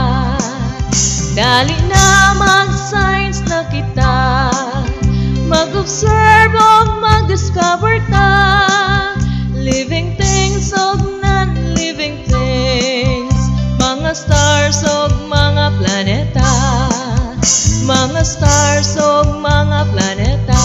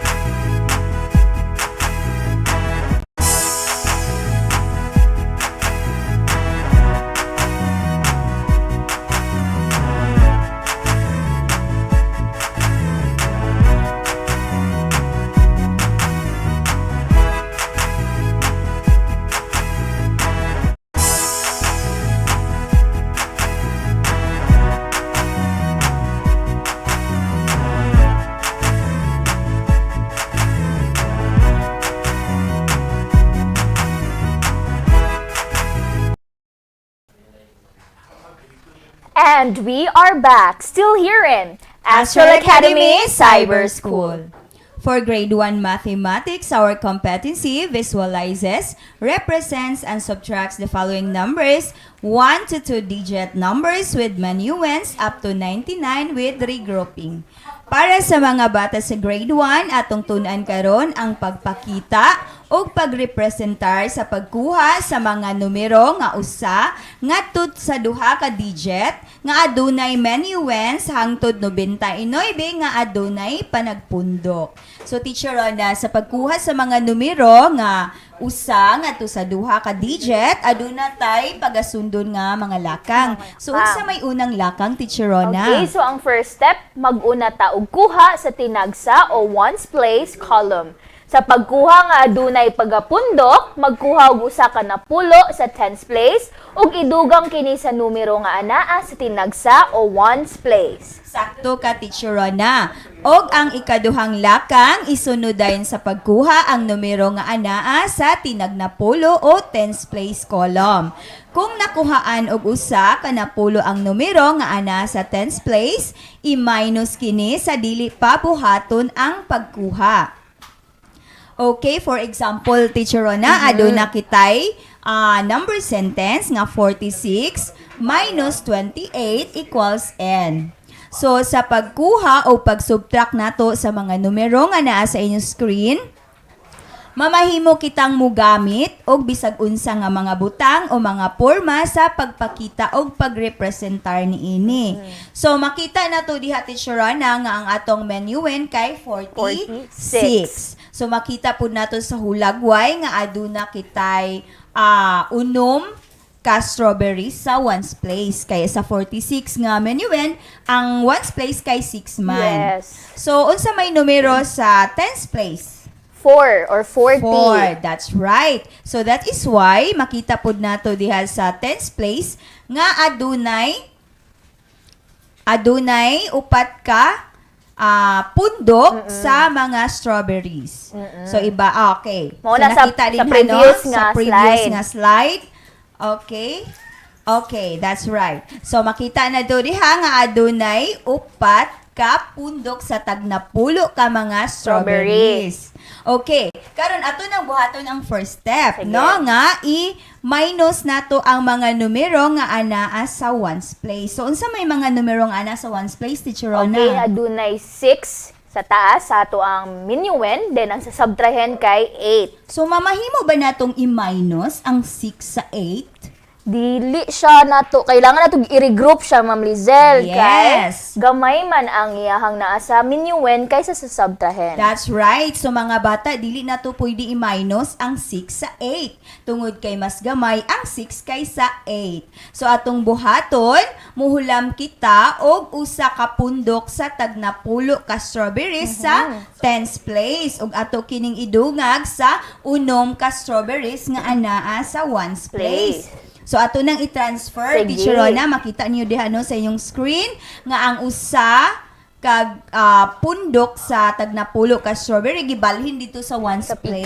So pila naman kabuk strawberries, Teacher Rona, nga ang unom gidungag og pulo. Naa natay 16 ka buok strawberries. Yes, that's right. So, aduna nakitay 16 ka strawberry, then kuhaan na tog 8 ka strawberry. Pwede na ba na siyang i-minus? Pwede na. Yes. So, 16 minus 8 equals 8. That's right. So, makita na to diya sa ones place nga kulom nga ang 16 ka strawberries, gikuhaan og 8 ka strawberries, adunay nabilin nga 8 ka strawberries.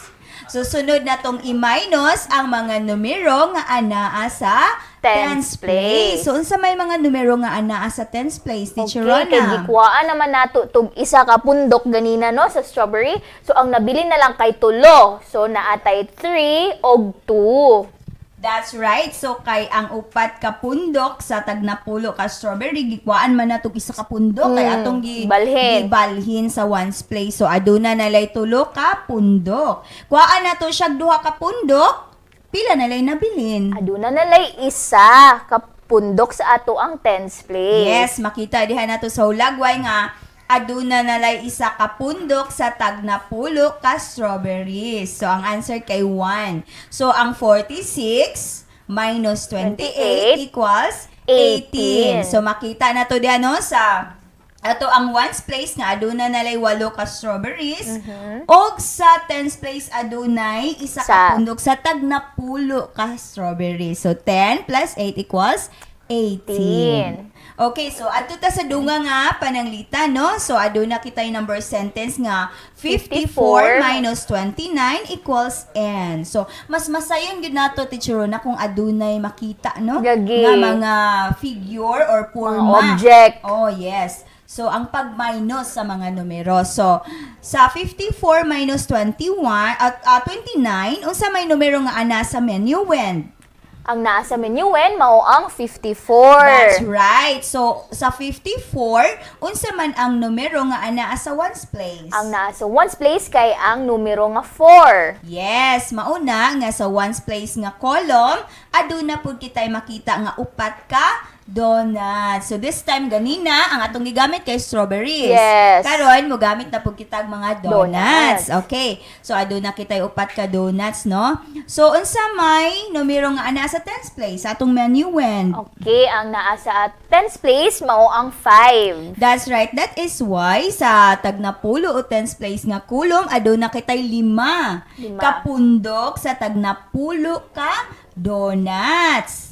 Okay. So, ato nang buhaton ang unang lakang, no? Nga i-minus na to ang mga numero nga ana sa ones place. So, unsa may mga numero nga naa sa ones place? Okay, ang naa diha sa menuwen kay ang 4 ug sa subtrahen kay 9. Yes. Mamahimo ba natong i-minus, Teacher Rana, ang 4 minus 9? Dili gihapon, Teacher Lizelle. Kay nga naman. Kay gamay man ang naa sa menuwen kontra sa subtrahen. So, kailangan nato na siyang manghulam. Yes, manghulam na pud ta kay dili man nato siya pwede i-subtract kames gamay ang menuwen kaysa subtrahen. So, muhulam na pud ta og isa ka pundok sa tagnapulo dito sa tens place. Yes. So, pila na tanan nga ang upat ka donuts, dungaga na tog pulo ka donuts, pila naman? Naa na dayon tay 14 ka donuts. Yes, so aduna na tay 14, no? 14 minus 9, mamahimo na natong i-subtract.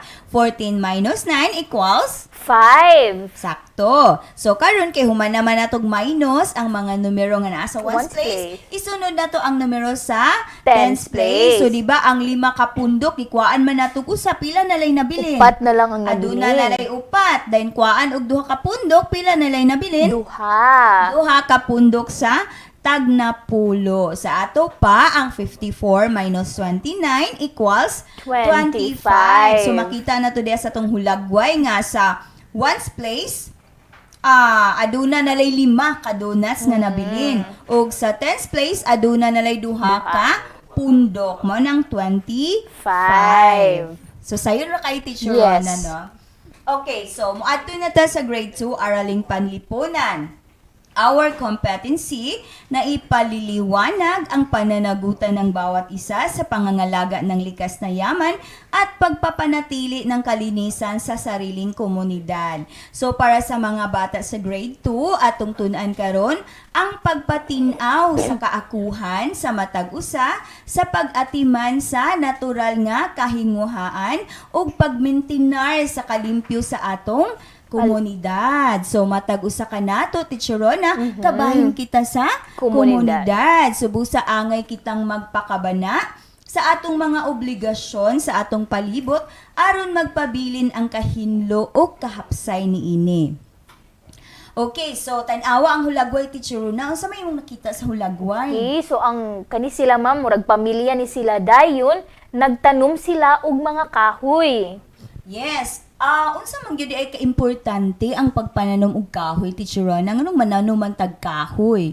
Mananom tag kahoy, ma'am, kay ang kahoy man makatabang man na siya pag refrain sa baha. Yes, so ilan that's nag-isip ang water ilalom, so Sakto. maka-prevent ta og soil erosion. That's right. Very good, Teacher Rana, no? So, ang mga kahoy, importante gayud ka na. So, like, the other day nga, kusog kayong ulan, no? Yes, nga ma'am. nagbaha. So, kung wala tayo mga kahoy sa atong kabukiran, di na nato ma-imagine kung unsa kadako ang tubig, maglunop diba? na gyud. So, kinahanglan na adyo tayo daghang kahoy sa ato ang mga kalasangan. Kay sila mo'y magsip sa rainwater, no? Mga Correct. excess nga rainwater para dili magbaha og mapugan ang mga soil erosion.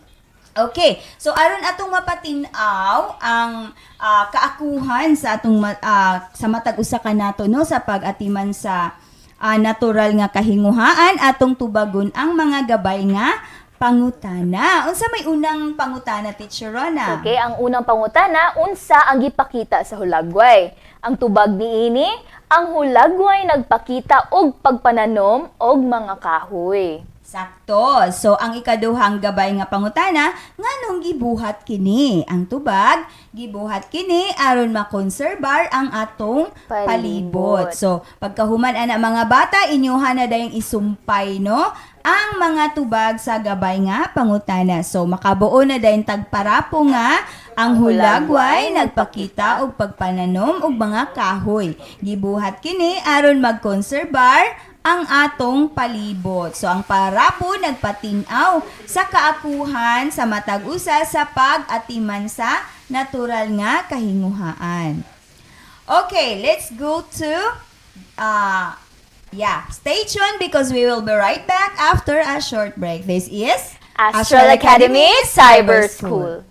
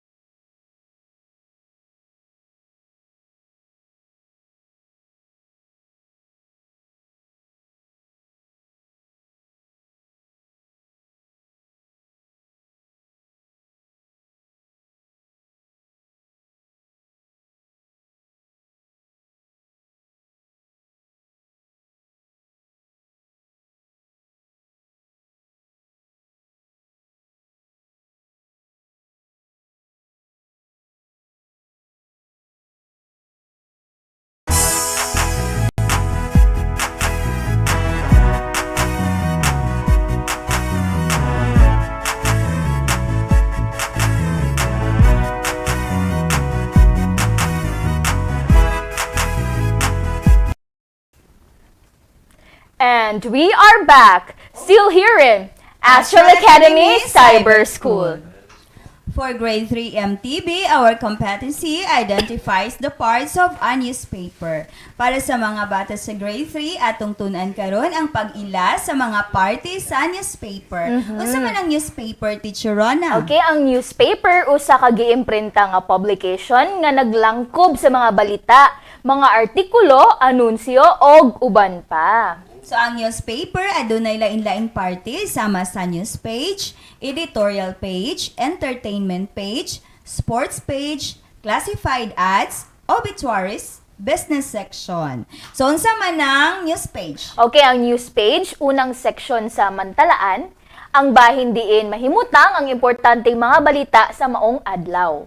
Okay, so ang editorial page, kini ang bahin sa mantalaan, diin ang tigsulat, midayag sa iyang ideya o opinyon. Ang entertainment page, gilangkob sa mga sinulat nga mulingaw, mupahibalo, mutudlo sa mga mambabasa sa mga butang nga makalingaw nila. Yes, og ang sports page, ang seksyong bahin sa mantalaan, diin mabasa ang mahitungod sa sports. Ang classified ads usab, ang seksyong bahin sa mantalaan nga naghatag og impormasyon mahitungod sa pagbag-o nga produkto, trabaho o mga panginahanglan. Ang obituaries, ang seksyon sa mantalaan nga mobalita ug mupahibalo sa bag-ong detalye sa patay nga mga tawo, kabahin sa impormasyon sa umaabot nga lubong.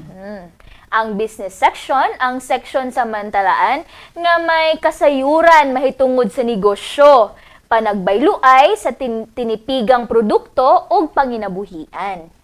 Okay, so karon atong ilhon no kung unsa man kani nga kani nga party sa newspaper na to makita.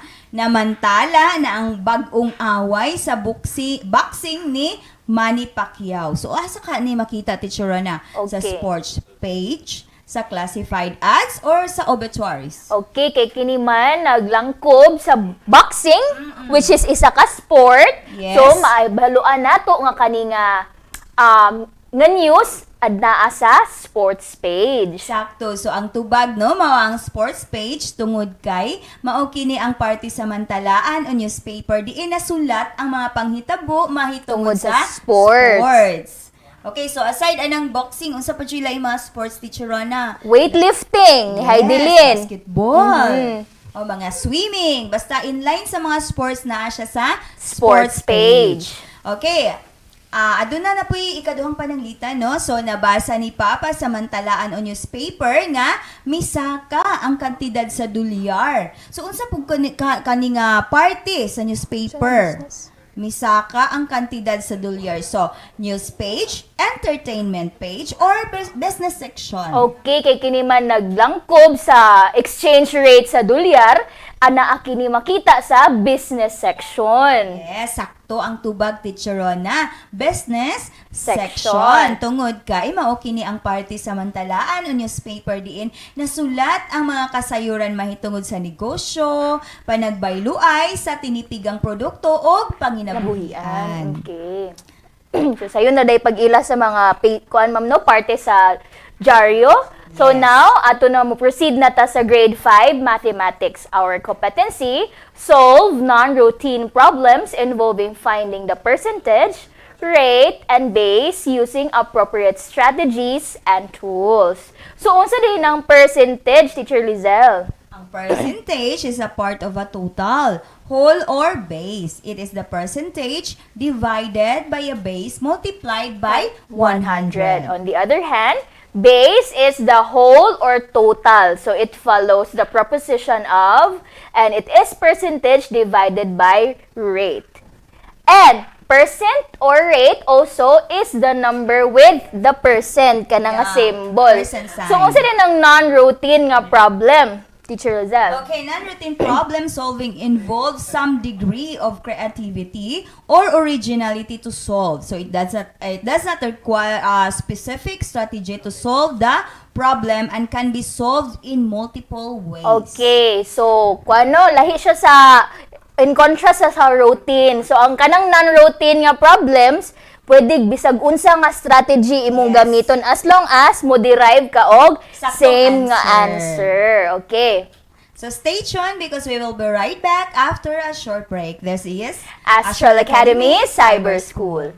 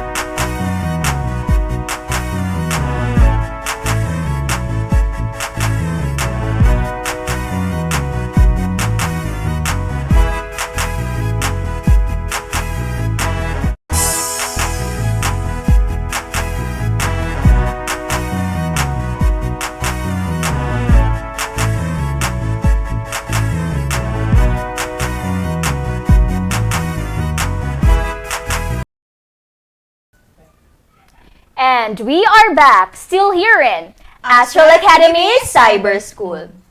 Now, let us solve the problem using non-routine solutions. So, can you please read the problem, Teacher Lizelle? Yes. Okay, so in Mrs. Ria's class, she was sad because 70% of her pupils failed in the exam and only 9 of her students passed. So, how many pupils does she have in class? Okay, so sa Mrs. Reyes din nga class, no? 70% ang na-failed and then only 9 of her students ang nakapas. So, ato ang problem is the total number of pupils that Mrs. Reyes have. And we also have a given, which is the rate nga 70% of her pupils failed. So, ang katong 70% daw sa iyahang mga bata kay na failed. So, to get the rate of the pupils that passed, we have 100% minus 70%, so 30%. So, we could say nga atong rate is 30%, which is the number of pupils that passed. And we have also another given, which is the percentage nga 9 of her pupils passed. So, atong pangitaon is ang base, which is the total number of pupils that Mrs. Reyes have. So, we can use different strategies to solve this one. But, first, let's try the ratio and proportion. So, we will use ratio and proportion. So, the rate of pupils that pass is the total rate equals number of pupils that passed is the total number of pupils. Okay. So, we have 30 katong nakapasar.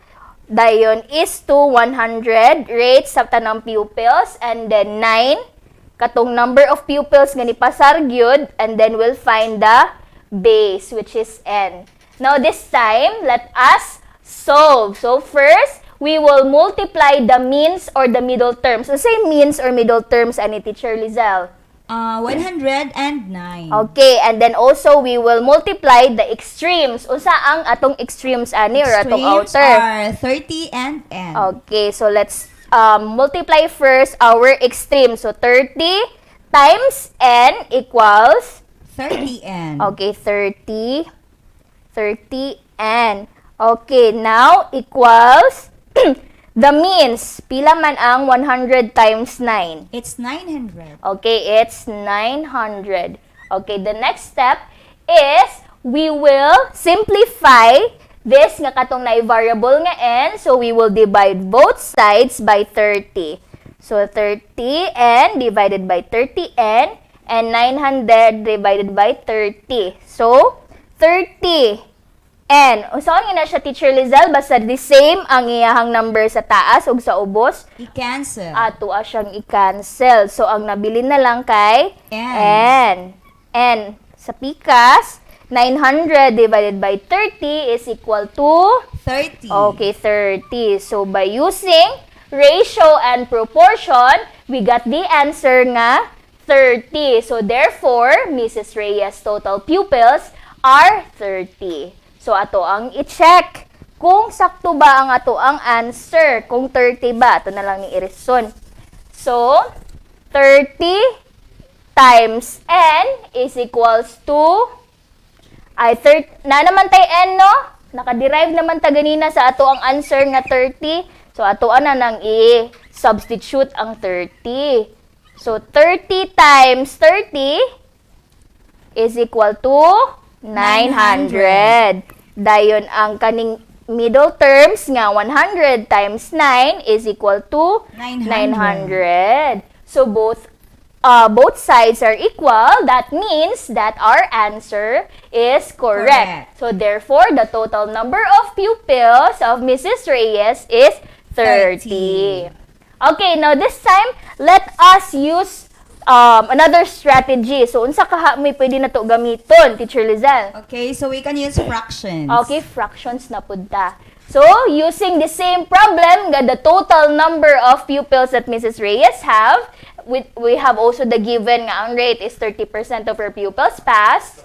Base mo atong pangitaon, then the percentage is 9 of her students passed. So, let's proceed to fraction. Okay, next. We have the rate of pupils that pass. So, na ay 30. Mo man daw ni rate, no? Sa pupils, so naa daw 30% daw sa mga bata ang nakapasar. Over the total rate of pupils, so 100 equals number of pupils that pass, which is 9, over the total number of pupils, which is ato pang pangitaon. Okay, next is we will proceed to cross multiplication.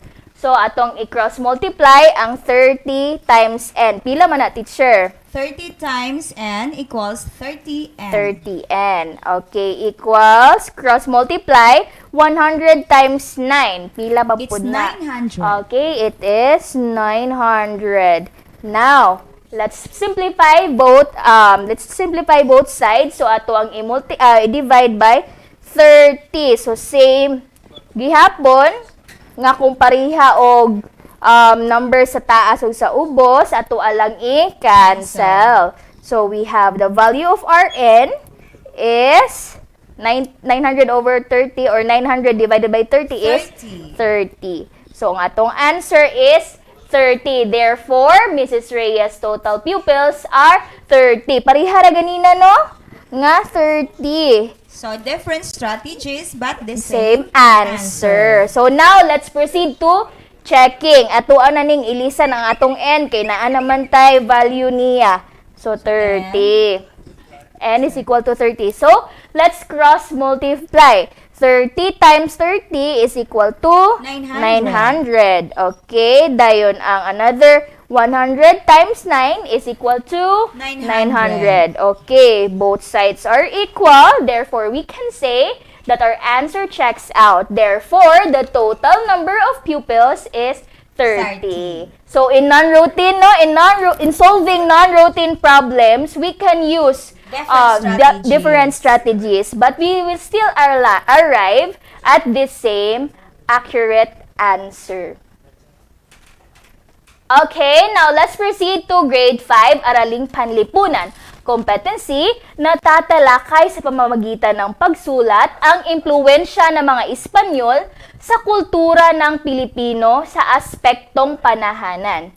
So, ato akarong ilhon ang unsagi impluwensya sa Espanyol sa ato ang kultura. So, ang pagiging kolonyal ng Pilipinas ng Espanya ay nagdala ng maraming pagbabago sa kultura at kalagayang panlipunan ng mga Pilipino. Maraming aspeto ng pamumuhay ng mga Pilipino ang nagbago dahil sa impluwensya ng Kristyanismo sa mga pagbabagong naganap sa kulturang Filipino.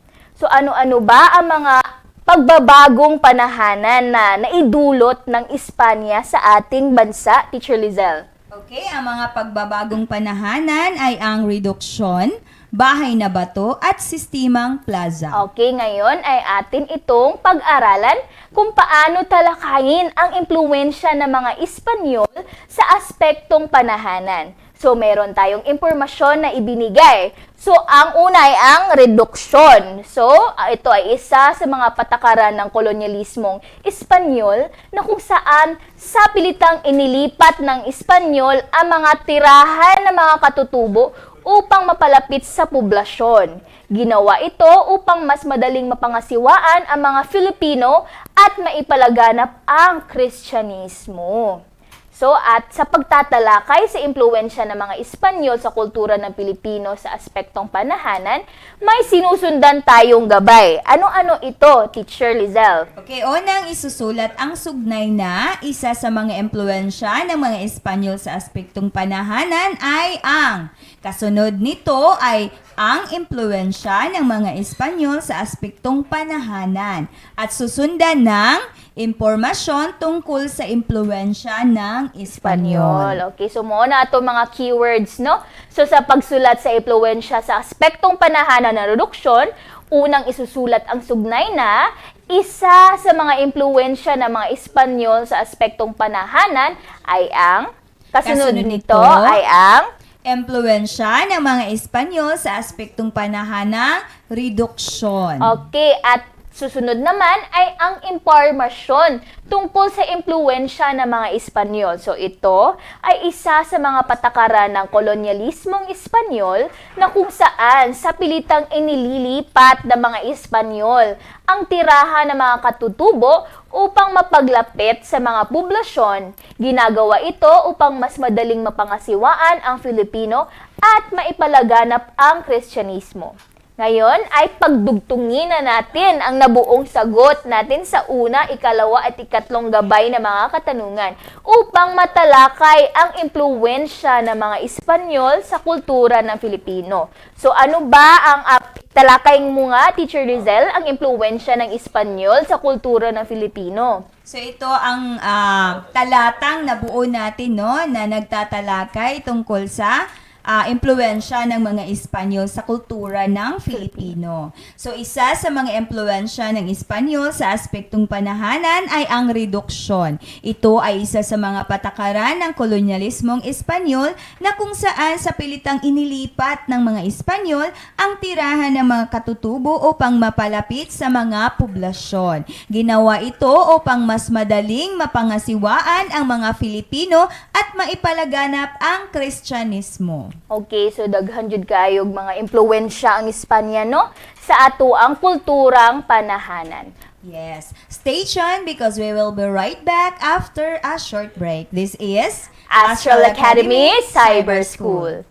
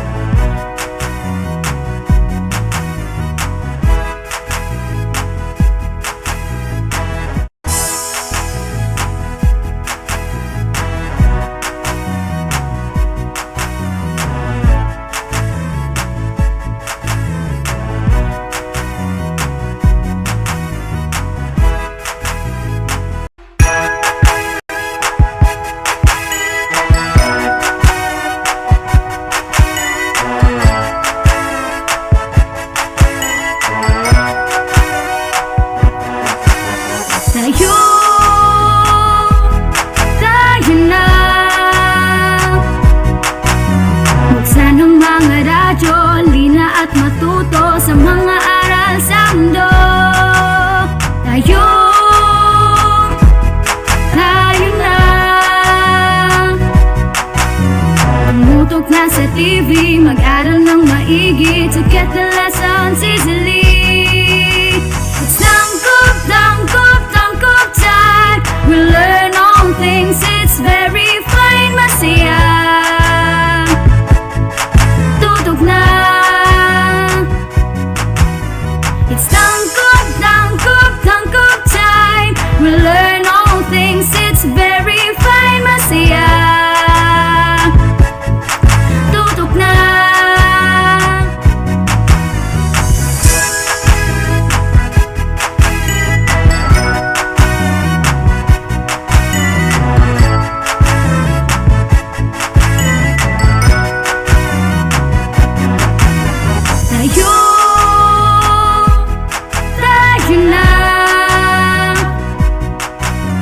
Let's come and learn together, supporting one another. We love, we care, we share.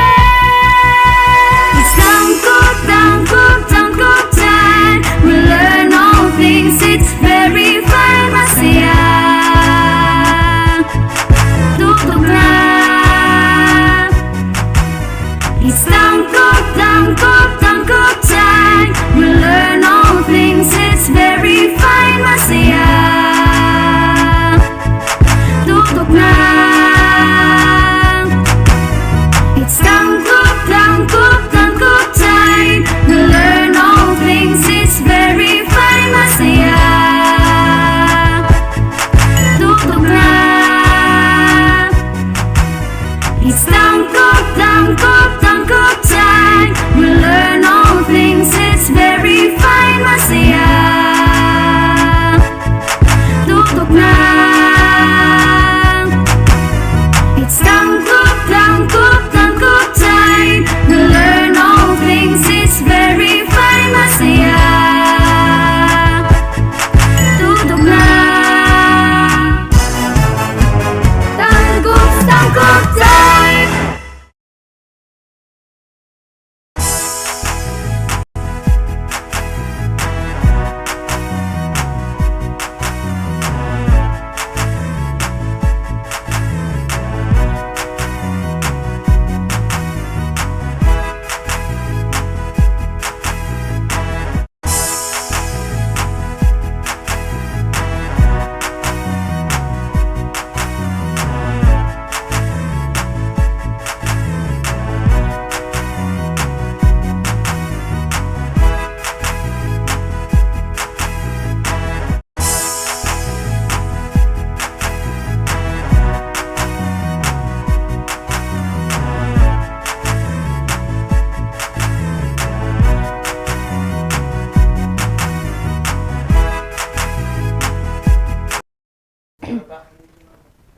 And we are back, still here in Astral Academy Cyber School. Okay, mga learners, ang ato ang second attendance markers nasa ibabaw. Ayog kalimot, isulat sa inyong mga SLMs. Para sa mga bata sa grade 6, Filipino, competency, nakabubuo ng mga bagong salita gamit ang panlapi at salitang ugat. So, ang salitang ugat ay isang salita na walang dagdag. Mga halimbawa ay husay, tao, ulan, lakad, unta, basa, tala, aral, at basura. Ano naman ang panlapi, Teacher Lizelle? Ang panlapi sa Ingles ay affixes. Ito ay isa o ilang pantig na idinagdag sa unahan, gitna o hulihan ng salitang ugat upang makabuo ng isang panibagong salita. Okay, so meron tayong iba't ibang uri ng panlapi. Una ay ang unlapi. So ang unlapi ay matatagpuan sa unahan ng salitang ugat. So halimbawa, mahusay. So unsa man nato ang unlapi diha? Ang unlapi ay at nasa unahan ng salita. At meron ding makatao at ang tag-ulan. So ang unlapi ay inilalagay sa unahan ng salitang ugat. Okay. Okay, meron din tayong tinatawag na gitlapi. So, ang gitlapi ay matatagpuan sa gitna ng salitang ugat. Ang mga karaniwang gitlapi sa Filipino ay in at So, halimbawa, lumakad. So, ano ang salitang ugat ng lumakad, Teacher Rona? Lakad. Yes, ang panlapi ay nasa gitna. So, ang lakad nagiging lumakad. So, another example is pumunta. So, di ba ang salitang ugat ng pumunta ay punta. So, dinagdagan ng panlapi sa gitna nagiging pumunta. Okay, pumunta. At mayroon pang isa, binasa. So, ano ang salitang ugat dyan? Basa. Yes, that's right. At dinagdagan ng panlaping in sa gitna nagiging binasa. Okay, meron din tayong hulapi. So, ang hulapi ay matatagpuan sa hulihan ng salitang ugat. Karaniwang hulapi ay an, han, in, at hin. So, halimbawa, talaan. So, ano ang salitang ugat dyan, Teacher Lizel? Tala. Tapos, nilapian ng hulapi na an at naging talaan. Meron ding aralin. Ang salitang ugat na aral, nilapian ng hulapi na in, naging aralin. At basurahan, basura, salitang ugat, at han, naging basurahan. At habulin, habol, na salitang ugat, nilapian ng hulapi na in, naging habulin. Okay, so may tatlong paraan, no? So, Oo. unlapi, sa unahan, inilagay ang Yes. panlapi. Gitlapi naman Sa sa gitna. at ang Hulapi, nasa sa hulihan. hulihan. Okay, kapag naglalapi tayo ng naglalagay tayo ng panlapi sa salitang ugat, nababago ang kanyang meaning. So, may salita tayo dito. Ang salitang bibilisan ay isang halimbawa ng salitang may panlapi. Susuriin natin. So, bibilisan. Ano ang salitang ugat natin sa salitang bibilisan, Teacher Lizelle? Bilis. Okay. At nilapian ng? Nilapian siya ng an, hulaping an. Okay. At gikan? Okay. Unlaping B. Okay, so gikan siya sa word nga bilis, naging bibilisan. So, dalawang panlapi. Unlapi at saka hulapi ang Okay. inilagay. So, meron din tayo mga salita rito na kapag nilapian ay magiging bago ang salita. So, lahi na iyahang meaning. So, ang salitang ugat na aral, kapag nilapian ng hulaping in, magiging? Aralin. Okay. So, ang basa naman, kapag nilapian ng gitlaping magiging? Bumasa. Okay, at ang sipag naman, kapag nilapian ng unlaping magiging? Masipag. Okay, so no? Basta di ay kung ato ang lapian siya, og unlapi, gitlapi, og hulapi, mahimo siya into a new word. Yes, with a new makabubuo ng bagong salita. Okay. So, meron tayo ditong salitang ugat na takbo, tapos gigitlapian ng magiging? Tumakbo. Okay. So, ang ating bagong salita ay tumakbo. So, nganong manggibutang nato sa tunga ang Teacher Lizelle?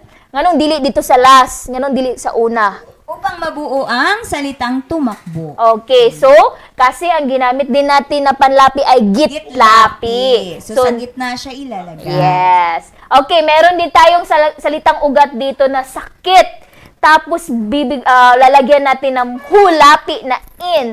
Ano kaya ang bagong salita na ating mabubuo? Sakitin. No? Sakitin. So, pwede rin siyang lagyan ng unlaping ma. So, maging masakit. Correct. So, depende gud sa itong panlapi, no? Ang bagong salita na magagawa. So, meron din tayong tagumpay. Tapos, merong unlapi na ma.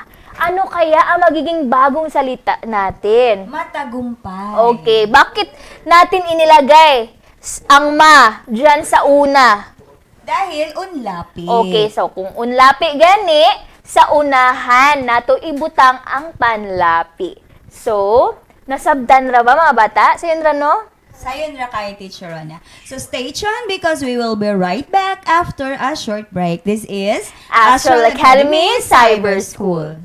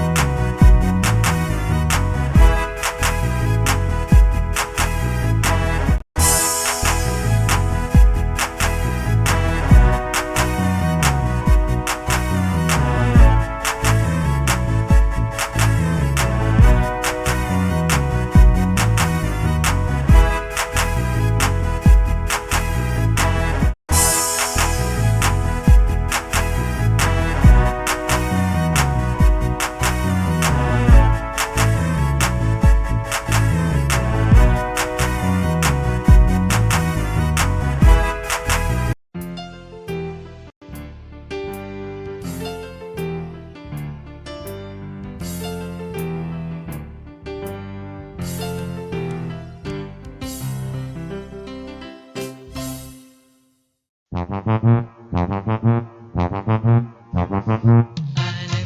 ang teknolohiya sa agrikultura at pangkabuhayan upang umunlad ang ating bayan sagana sa likas na yaman.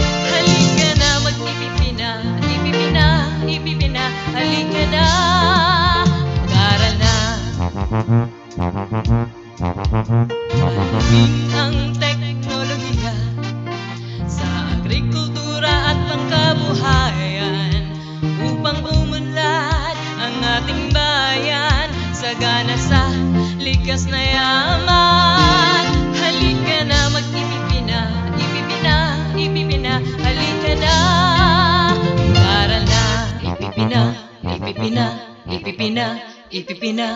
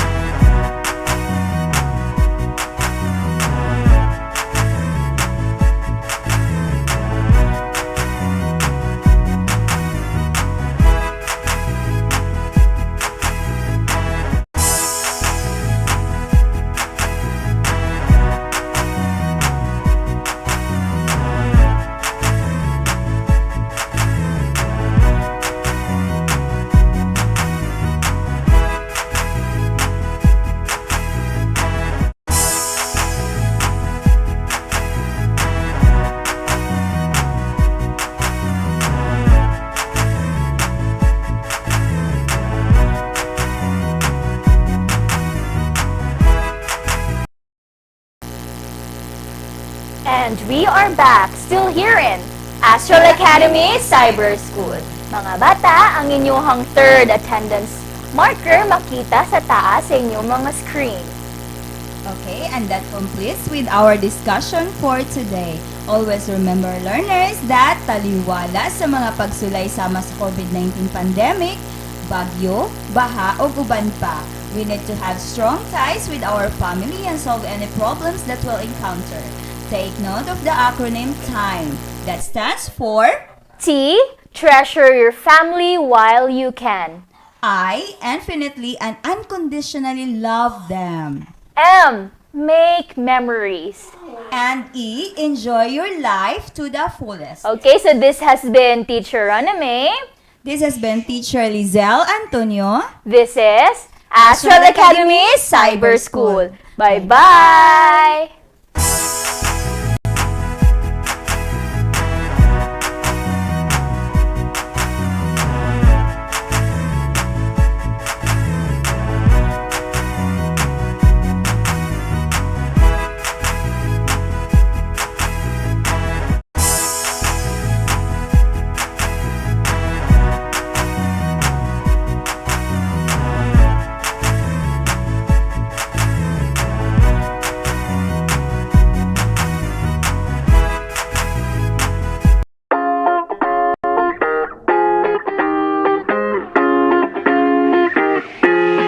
The Department of Education, Division of Tangub City, in partnership with the local government unit of Tangub, presents Ang Tangkub, Transforming Advancement in the New Normal, guiding K-12 learners under broadcast media and instructional program crafted in response to the need of making education possible and accessible to students at the comfort of their homes. It covers the most essential competencies, thematically layered in drama plays which were originally written, directed, and performed by teachers to see to it that education is securely provided. This is Ang Tangkub.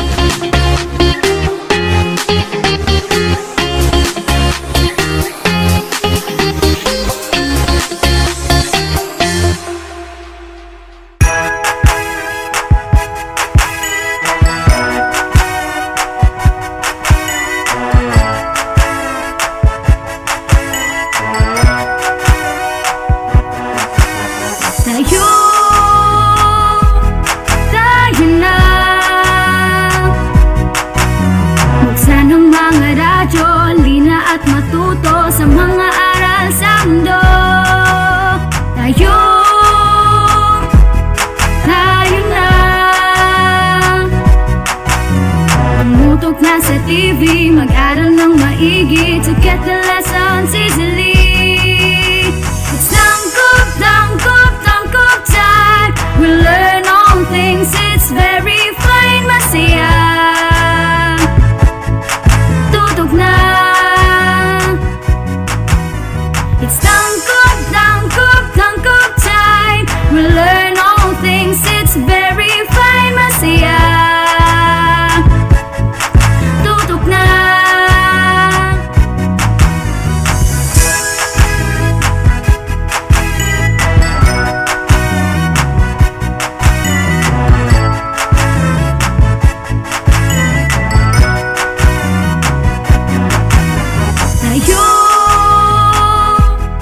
Tayo na.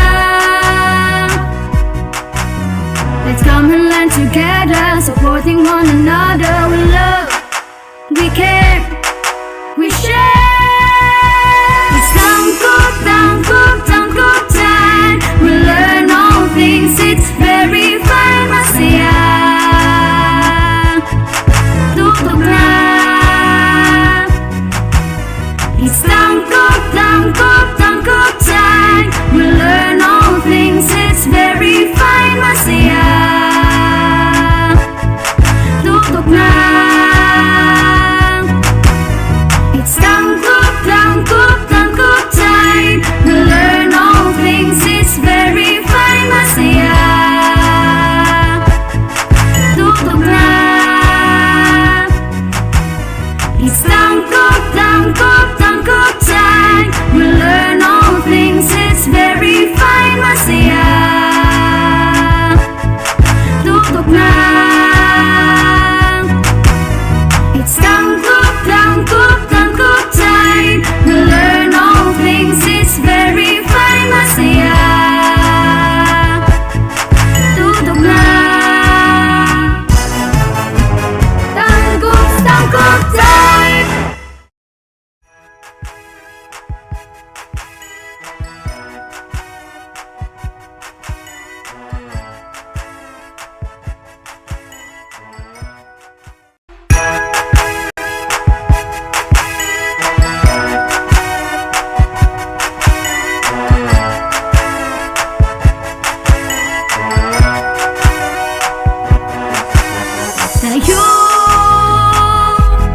Tayo na.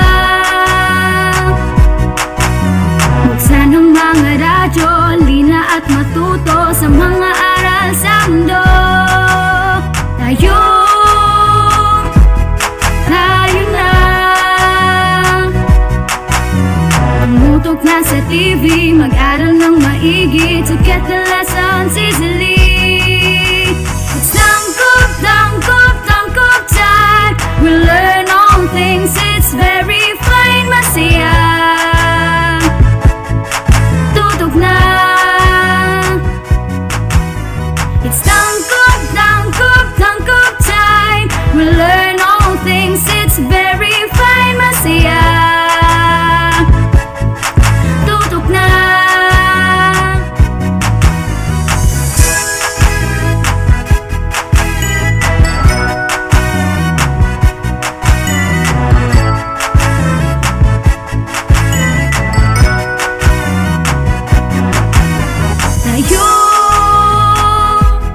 Tayo na. Let's come and learn together, supporting one another. We love, we care, we share. It's tangkop, tangkop, tangkop time. We learn all things, it's very fine, masaya. Tutok na. It's tangkop, tangkop, tangkop time. We learn all things, it's very fine, masaya. Tutok na.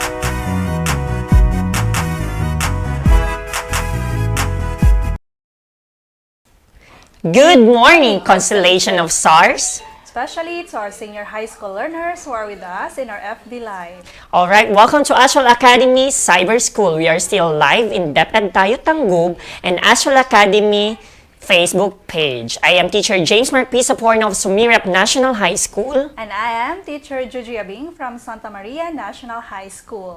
And we are your teacher facilitators for today. Good morning, Sir James. Good morning, Ma'am G.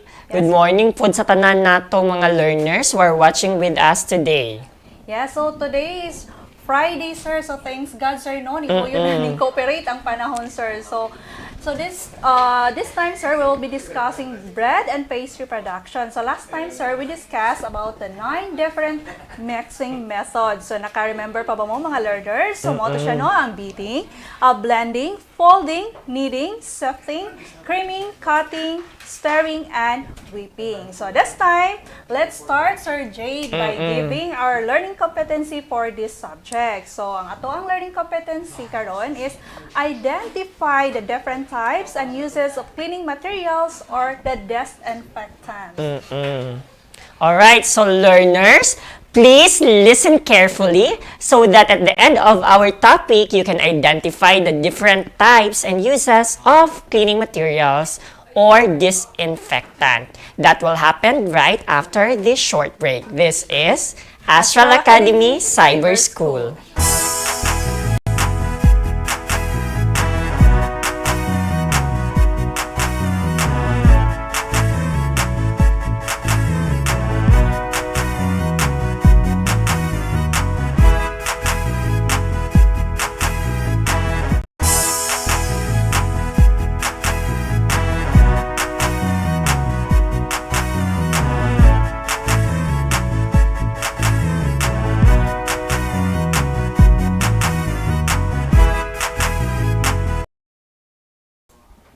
And we are back still here in Astral Academy Cyber School.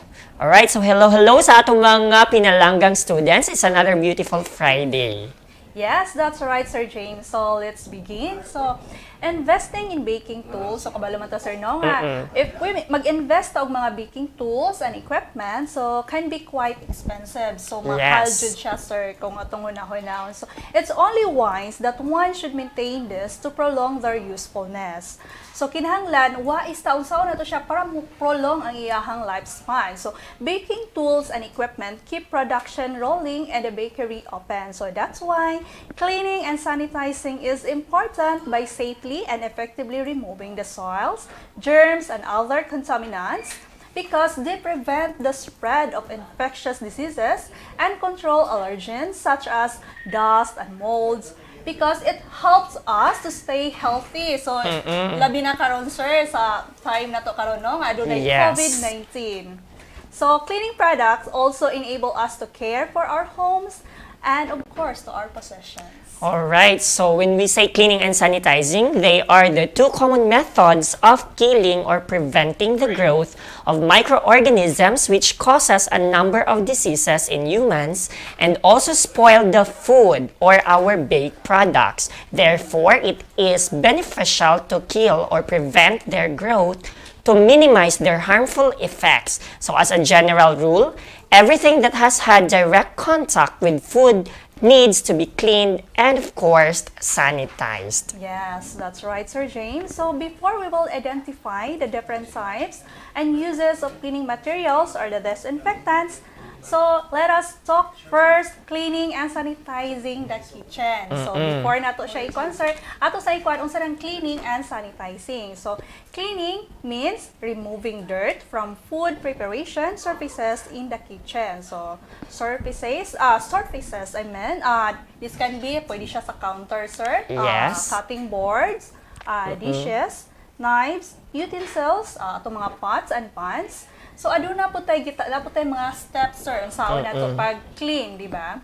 So first is scrape, di ba? Any food debris into a bin before cleaning and sanitizing tools and equipment. So kinahanglan nato siya kaon to mga debris, ito siya ibutang sa atong trash can or sa bin, di ba? Pwede siya. So another is fill your sink with warm to hot water and antibacterial detergent. So, muna siya itong buhaton. So, another, you can use also a clean sponge, mga learners, or brush to scrub each item thoroughly. So, making sure to remove all bits of food and, of course, getting into all the little hard-to-reach the area. So, another, number 4, ang steps is either, pwede mo siya i-leave dira para air dry, para makuha na siya, no? Or use a dishcloth, no, which should be clean with a quality detergent. So, to ensure you're properly cleaning and sanitizing kitchen tools and equipment. So, mato kong gingon. So, pwede rin mo siya biyaan dira.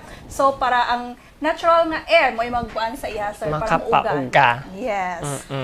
Alright, so always follow cleaning with sanitizing. So meaning to say, you cannot sanitize your cleaning tools and equipment without cleaning it first. So after cleaning, or cleaning is only the first step to a germ-free kitchen. And cleaning is done using detergent, but it doesn't kill bacteria or other microorganisms that can cause food poisoning. So to kill the bacteria and ensure a clean workplace, you must follow cleaning with sanitizing. Yes, that's right. So, after cleaning, kinahanglan po, i-sanitize pa nato siya para mawala jud ang 99.9% ng bacteria.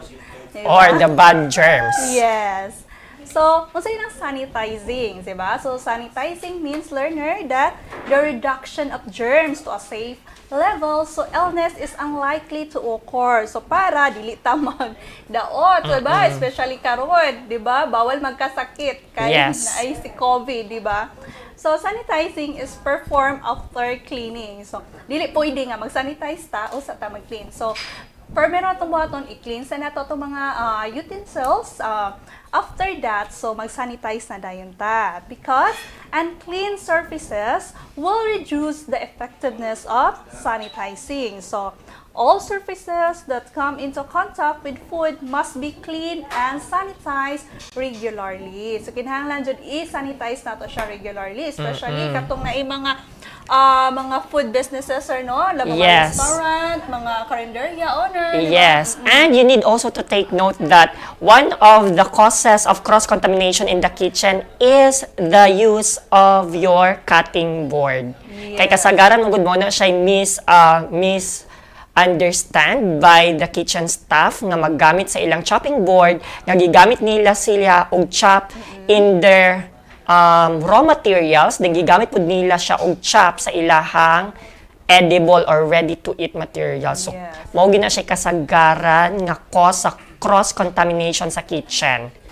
So, dapat today, sir, no? Adonay separate nga kuan siya, chopping board sa, sa meat and vegetables. If the kitchen can provide as many chopping board as they can, much better. Pero if dili, okay ra pod ang usa lang as long as it's clean. Clean after now gamiton. Clean and sanitized. So, aduna po tayo mga sanitizing steps, no? So, primero, put your utensils in a large pan. So, ibutang nato siya sa large pan and then cover them fully in water. And then, carefully bring the water to boil. So, kinahanglan nato siya pabukalo, no, mga learners. Then, putting a lid on the pan for at least mga 5 minutes. So, after that, remove the lid and wait for the water to stop boiling before removing the utensils with prongs. Labi na itong mga matutulis na bagay, like itong mga fork, katong mga knife nato kay basin in taon masamad pud mo, di ba? Be careful. Yes, so I know our learners is very familiar with the exposure of hot temperature or boiling water to as a way to sanitize our kitchen tools and equipment. Kaya di ba mo nakasagaran yun ang gigamit sa itong balay ka na magpabukal daan og tubig din atos lang ihulom. Yes, kay or i-expose into hot water. Basin kuhaon din nato, no, after nato maboil. So, be careful, learners. So, another method niya is for cleaning and sanitizing the kitchen. So, kitchen utensils. So, pwede po mo mag-combine a tablespoon of bleach with a gallon of water. So, sa mga bleach, like Zonrox, di ba? So, leaving your tools to i-soak nato siya before nato siya i-rinse, before nato siya waswasan, di ba? Thoroughly with hot water. So, ato siya siyang waswasan, usa nato siya ikuha na po og hot na water. Alright, so effective cleaning and sanitizing also helps to prevent pests from entering your business, prevent cross-contamination, which was mentioned earlier, prevent allergic reactions caused by cross-contamination. Yes. So remember learners nga ang cross-contamination can be a huge issue sa ato pag-ingon pa ni Sir James ganyan kung ano ni mo Sir no na mention ni mo earlier. So for food businesses caused by incorrect or inadequate cleaning and sanitizing procedures. So kinahanglan jud ta no mga business owners labi na katong nag hands-on og mga food like restaurant nato sa kung gingon ganyan kinahanglan jud nato i-clean. After that, i-sanitize nato ang atong mga kitchen utensils. So most kitchen staff know they must wash their hands thoroughly and frequently. So kinahanglan kita mga kitchen staff, di ba? Especially katong mga learners kung mag-bake ta or mag-cook ta og food, kinahanglan mag-wash frequently jud ta sa ato ang mga hands, no? And of course, thoroughly. So, because keeping our customers safe and preventing a foodborne illness outbreak. So, para po malikhayan na to ang foodborne sir. Illnesses, illnesses. Di ba napabalita, di ba sir, sa GMA, katong bitong nahilo bitaw siya sa pagkaon, sir. So, kinahanglan ato na siyang malikayan dyan nato na no, foodborne illnesses. Because another crucial component is effective cleaning and sanitizing. So, modyo na siya importante, no? Effective cleaning and sanitizing. Because that is one way to ensure that the food that we are providing to our customers or clients are really safe. Because mishandling our materials and also mishandling the food that we are producing is our how do you call that one? Not only right, but our service to the people, Mampugod. Yes. So we need to make sure that they are really safe to consume. That's right, sir. So, importante jud daw nga healthy ta always. So, now let's proceed to the essential kitchen cleaning materials and their uses. So, these tools will keep your kitchen clean and shiny. So, having a certain items on hand will ensure you are prepared to cook and clean properly. So, para ma-ensure nato nga na-clean ninyo properly ang inyong mga kitchen utensils. So, primero is the rubber gloves. So, are you familiar with this, mga learners? Of course, familiar na dyan siguro mo, no?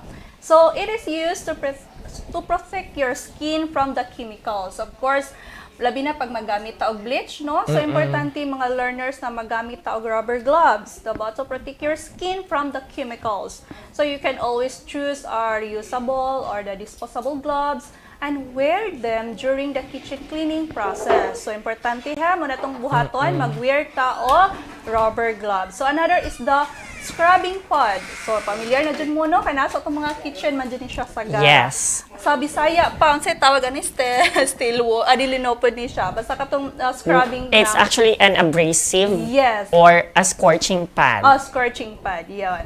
So, a pad having a soft sponge-like side and a more abrasive side used to wash up. So, it can work on a cast iron, cookware, so stainless steel pots, ceramic dishes, and plastic, so without damaging or nickling the surface. Kaya ito para di madaot ang iyang surface.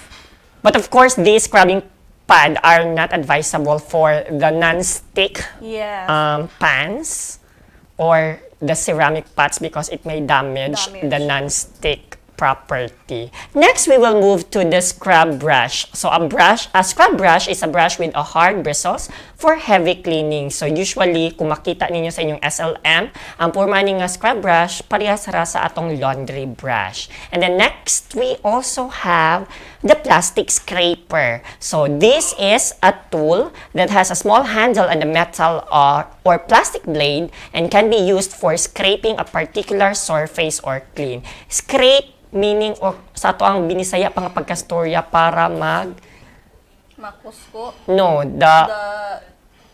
bito ang side. Side. Ikusko sa side. So the thin piece of pointed plastic works on animal or non-stick cookware without causing nicks and of course dings para dili pod ma-scratch ang inyong kitchen utensils. Yeah, so another is the fine steel wool. So, muna akong giingon siya ganyan, fine steel wool. So, familiar na mo ani mga learners. So, makita po ninyo no, ang picture ani sa inyong SLM. So, an abrasive material composed of long fine steel shaving and used especially for scouring and burnishing. So, scrubs, tube-top grates, oven floors, and some baking pans, it will quickly take off bake-on food that attach itself to burners and other oven items. So, another na mga kitchen tools pa mga learners is the broom. So, familiar kayo sa broom, no? Kaya na din sa to ang balay. So before disinfecting a floor, so of course, kinahanglan ta, it will best to use a broom or a dustpan or brush to sweep up any loose dust and dirt. So, after in short, silhig. Silhig, yes. After na tumanilhig, so of course, adun na tayo mop and a bucket. Di ba? Yes. So use this to disinfect kitchen floors. Of course, look for a mop that has a removable head for easy cleaning. So kinahanglan ka to kung magpalit ta og mop or magamit ang mop, kinahanglan ka to bitang ma-remove iyang head. Kung mahimo pud siya, no? Para easy ang atong pag-clean, di ba?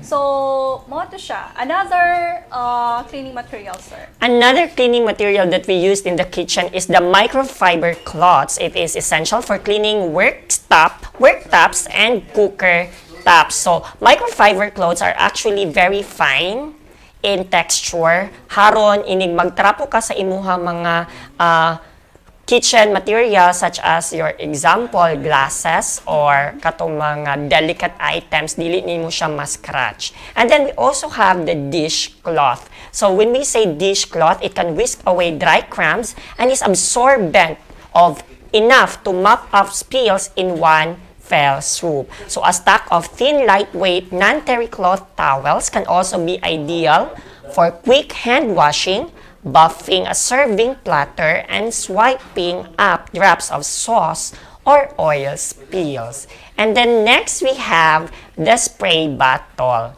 So I know for sure you are very familiar with this. If you have decided to try making your own natural disinfectant from vinegar, it's handy to have an empty spray bottle to put in it. Or you can use a liquid detergent. Alright. So, after carefully maintaining hygienically clean surfaces in your kitchen, so it's essential to keep any kitchen utensils or dishes and equipment clean too. Of course, to prevent them from becoming a source of bacteria that could contaminate your food and makakause of food poisoning. So, disinfecting skills, germs on surface or the object, it works by using a chemical to kill germs on surface or object which can lower the risk of spreading the infection. So, especially karon. Yes, and of course, disinfectant is a chemical substance as a review that is used to kill harmful germs and bacteria, Ma'am G and learners, no? And we will be discussing its type and uses of disinfectant right after this short break. This is Astral Academy Cyber School.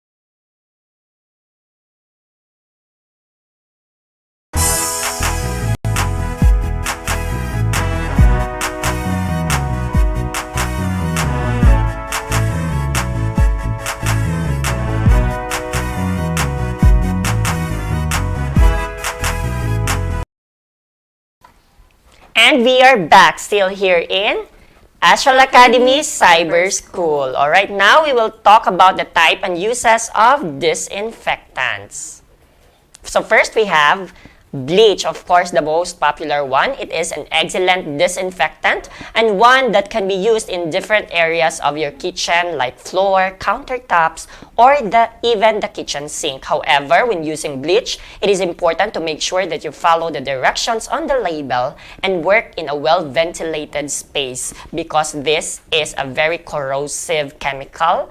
And of course, this should be used with water. It should be diluted. You cannot use bleach as is. It needs water. And next we have disinfectant spray. So liquid sprays are very convenient when it comes to cleaning the kitchen. These sprays are often multi-purpose spray and can be used on a variety of surfaces from cupboard handles to cooker tops. Actually, you can buy an easy ready-to-use disinfectant sprays in the market, or you can make use of your own by adding water and disinfectant detergents or even a bleach.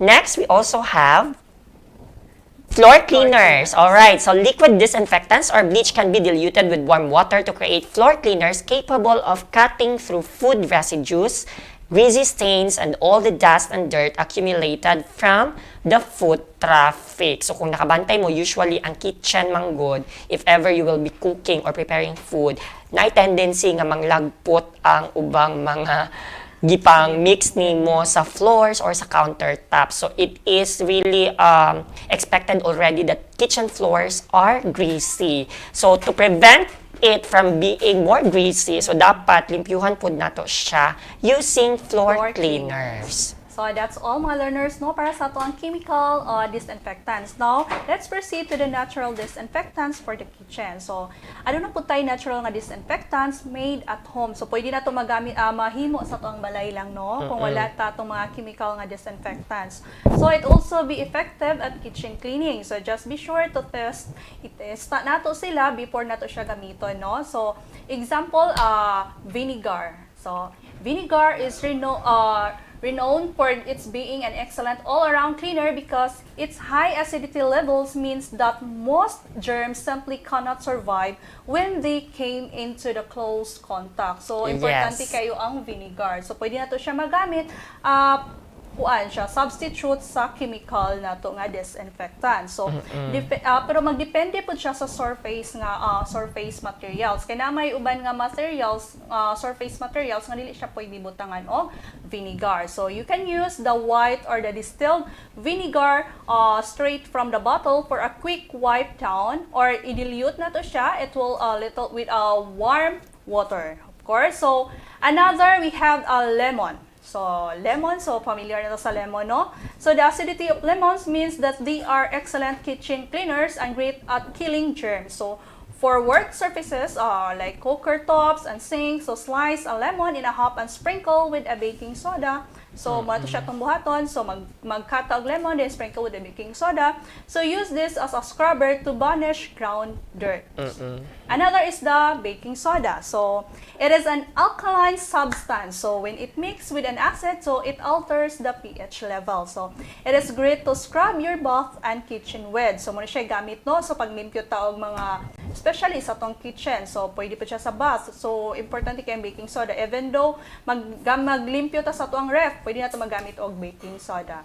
So, hot water 4 parts can be mixed with 1/4 part of the vinegar and 2 tablespoons of baking soda. So, mo to siya ang paggamit. So, use this solution to clean and disinfect your kitchen or house. So, I think we are done na no sa ito ang chemical o natural disinfectant. So, now learners, so please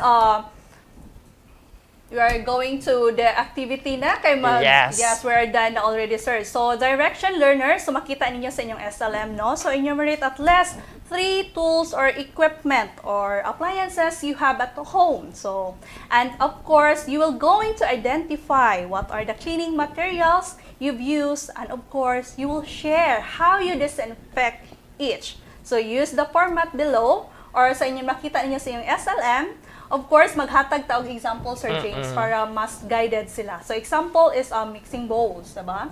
So, unsa to siya pag-disinfect? So, we will use 2 tablespoons of chlorine bleach. So, of course, with a gallon of hot water. So, dili siya chlorine. So, kinahanglan nato siya sa gulan. Diluted in a gallon of hot water. Yes. So, alright. So, I know for sure that is very easy for our learners to answer. Alright? Stay tuned because we will be right back after a short break. This is Astral Academy Cyber School.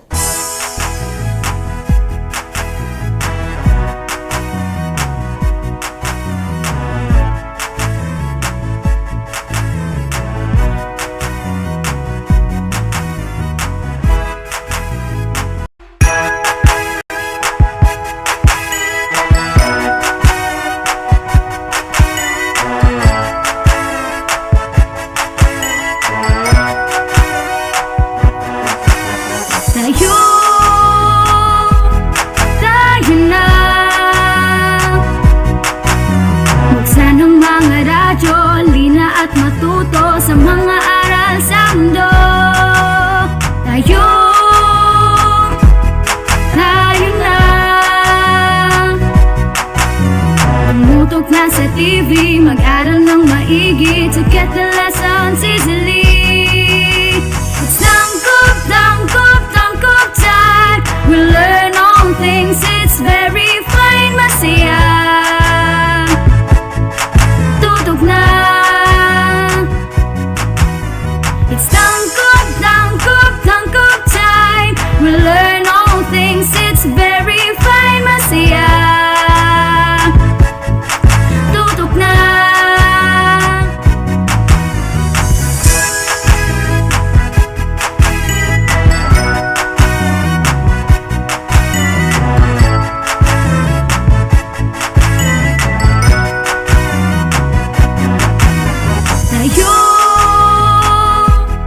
Tayo na. Let's come and learn together, supporting one another. We love, we care, we share. It's tangkop, tangkop, tangkop time. We learn all things, it's very fine, masaya. Tutok na. It's tangkop, tangkop, tangkop time. We learn all things, it's very fine, masaya. Tutok na. It's tangkop, tangkop, tangkop time. We learn all things, it's very fine, masaya. Tutok na. It's tangkop, tangkop, tangkop time. We learn all things, it's very fine, masaya. Tutok na. It's tangkop, tangkop, tangkop time. We learn all things, it's very fine, masaya. Tutok na.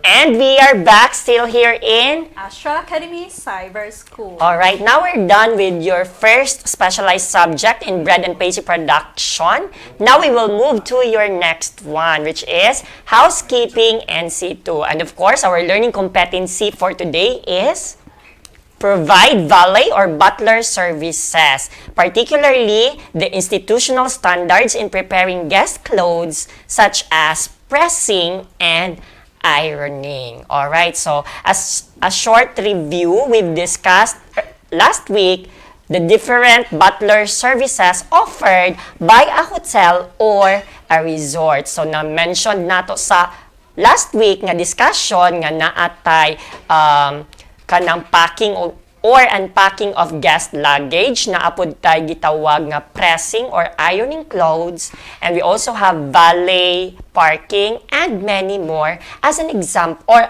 as an example of valet or butler services. So for today, we will be focusing on the ironing or pressing guest clothes.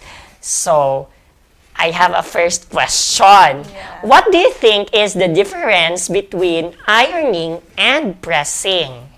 So ironing, sir, is the process of using a flat iron to remove wrinkles from damp, washable clothing. So the flat iron is used through sliding motion. So while ang pressing naman, on the other hand, it involves no sliding of the iron. The iron is placed in the fabric and then lifted. Alright, so when we say ironing or pressing, kung sa ato ang binisaya pa nga pagka-istorya class, that means pagplansa sa sanina ni guest sa ato ang hotel or resort. So when we say ironing, it is the common way of using our flat iron to remove the wrinkles of the clothing. So kani siya pag-slide sa inyong iron from one side to another. Pag-slide sa inyong plansa mo na siya ironing. When we say pressing, on the other hand, pwede ta magamit og flat iron gihapon, pwede punta mo gamit og steam presser, which I will be demonstrating later on. Pero kung when we say pressing lang, using a flat iron, igo ra nimo siya i-press sa cloth and then you remove it up again and then press it to another side or other area of the cloth and then remove it up again. So, dili siya i-slide. But then again, ang ironing and pressing, parehas ra sila og function to remove the wrinkles from the clothing of the guest.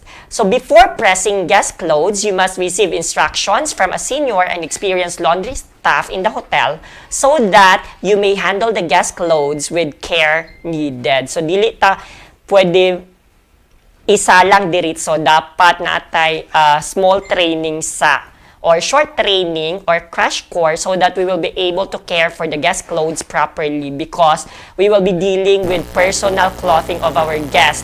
And surely, those personal clothings are expensive. So, dili po aside from they are expensive, dili po na to yun gusto nga masunog or madaot to sila. So, you must practice pressing clothes and you may gain confidence and competence in what you do. And here are the basic pressing tips in ironing or pressing the guest clothes. First is to shake clothes out before starting to iron them.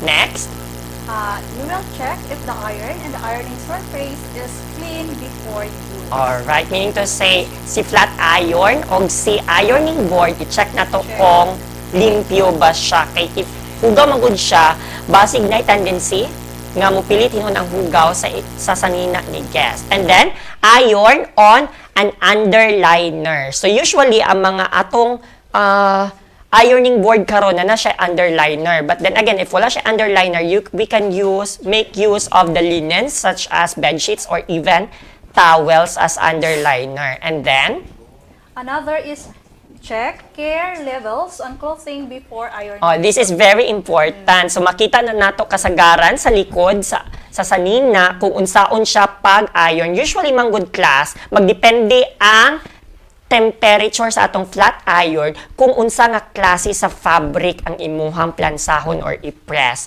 So, mahibawaan nato og ayo kung unsaon siya pag-press kung mutan-aw ta sa iyang care labels nga naa sa sulod sa sanina.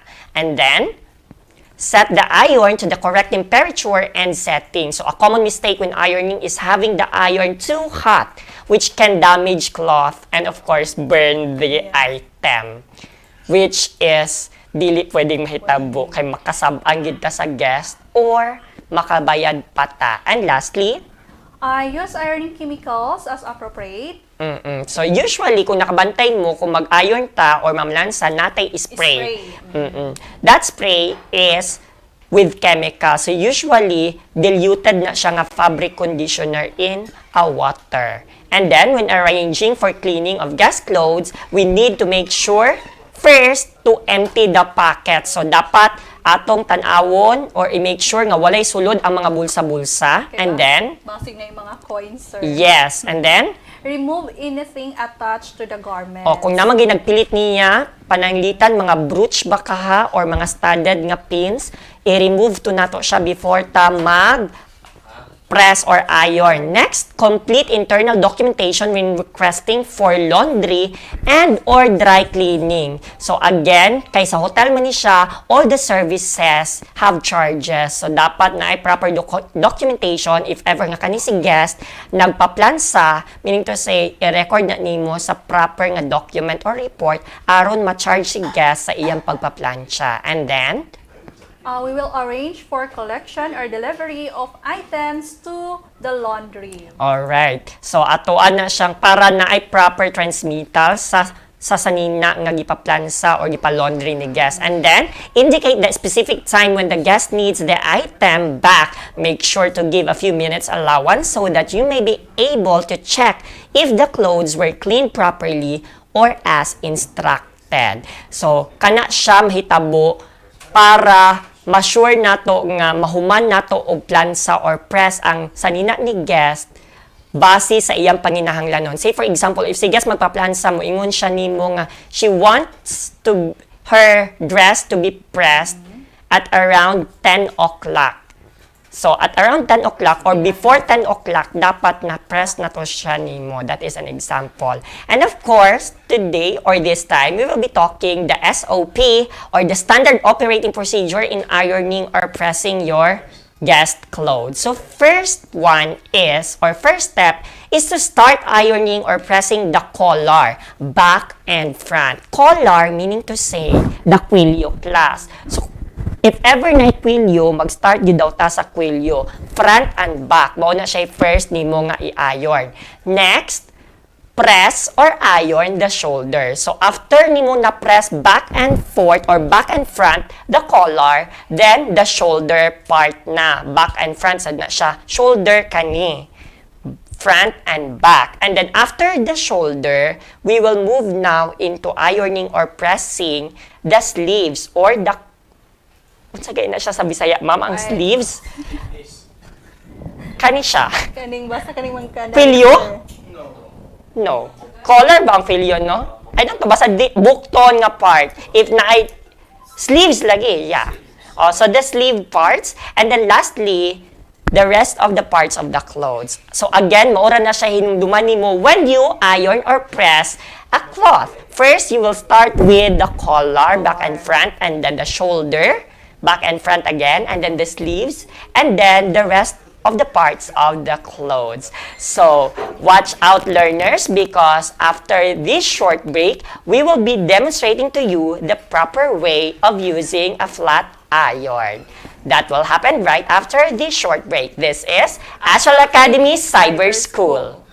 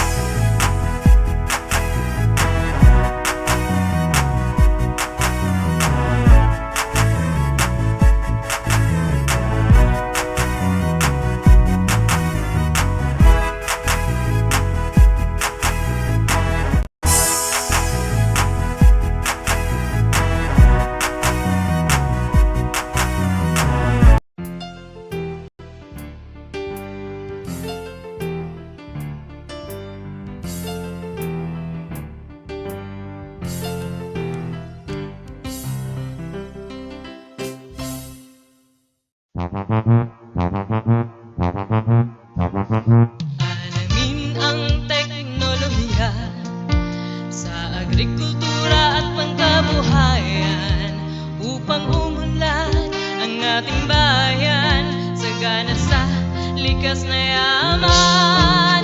Halika na mag-ipipina, ipipina, ipipina. Halika na, mag-aral na. Alamin ang teknolohiya sa agrikultura at pangkabuhayan upang umunlad ang ating bayan sagana sa likas na yaman.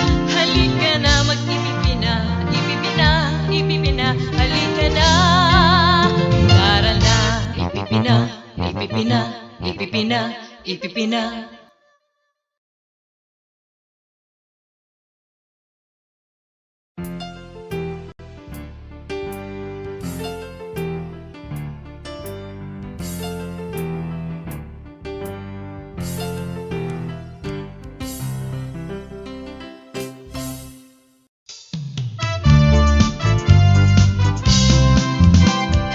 Sa duha tulo, upat lima unom, ang mati ay sayo.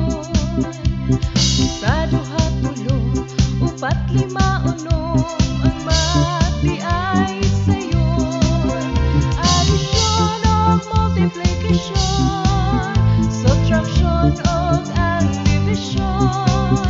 Problema dali rasulbaron, kay ang mati ay sayo. Sa duha tulo, upat lima unom, ang mati ay sayo. Sa duha tulo, upat lima unom, ang mati ay sayo. Ang mati ay sayo.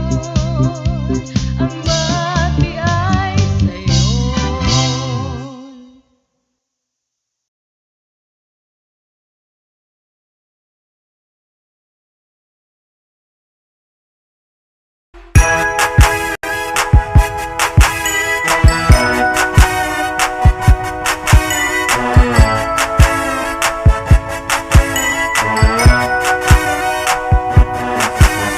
Tayo, tayo na.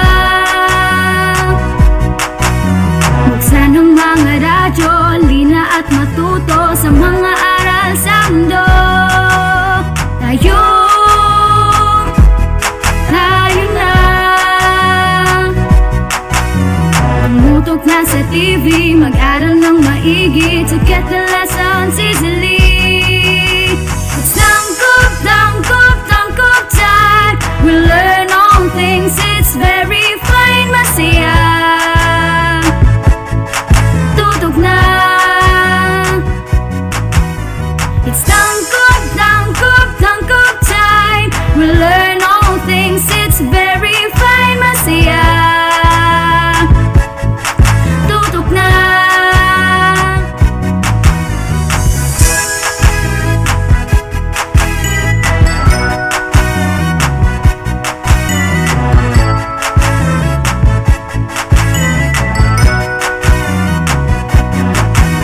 Tayo,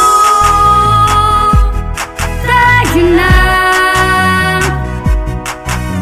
Let's come and learn together, supporting one another. We love, we care, we share.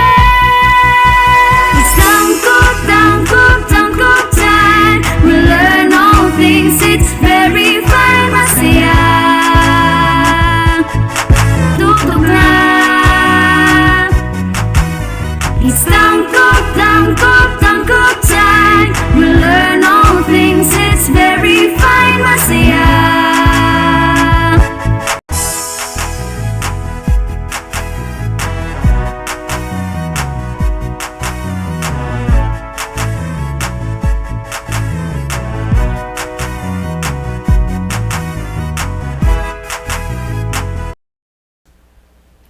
we are back, still here in Astral Academy Cyber School. Alright, so this time we will be showing to you or demonstrating to you the proper way of ironing or pressing guest clothes. Yes. Alright, so class, today I will be showing to you how to press and how to iron. So of course, we will be needing a flat iron and an ironing board. So, in using your flat iron, you can iron your clothes by sliding the iron from one side to another like this. So, this is ironing.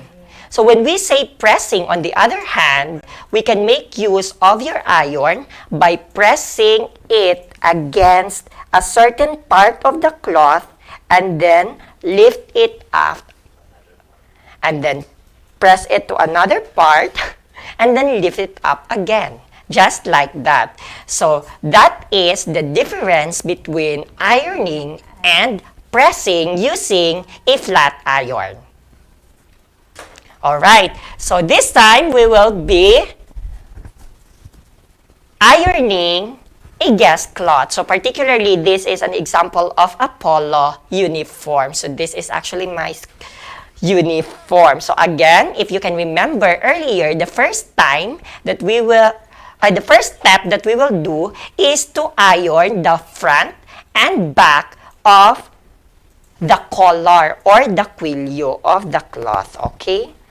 So we can do like this. Of course, since the cloth is, if you have a spray, you can make use of your spray, but we don't have the spray today. So we will just make use of the iron.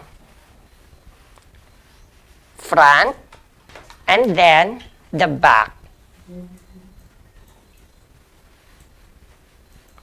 So of course, you need to set properly the temperature of the flat iron. Make sure it is not too hot to avoid burning the cloth. Alright, now that we are done with the collar, we will move to the shoulder part. So, we will insert our cloth here and then start ironing the shoulder part.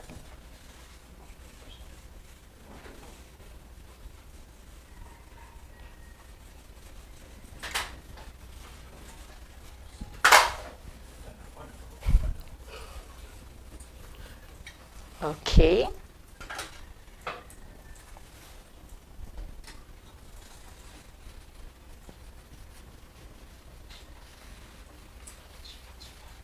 Alright, so this is how you iron the shoulder part. So now we're done in this side of the shoulder. We will move to the other side na naman.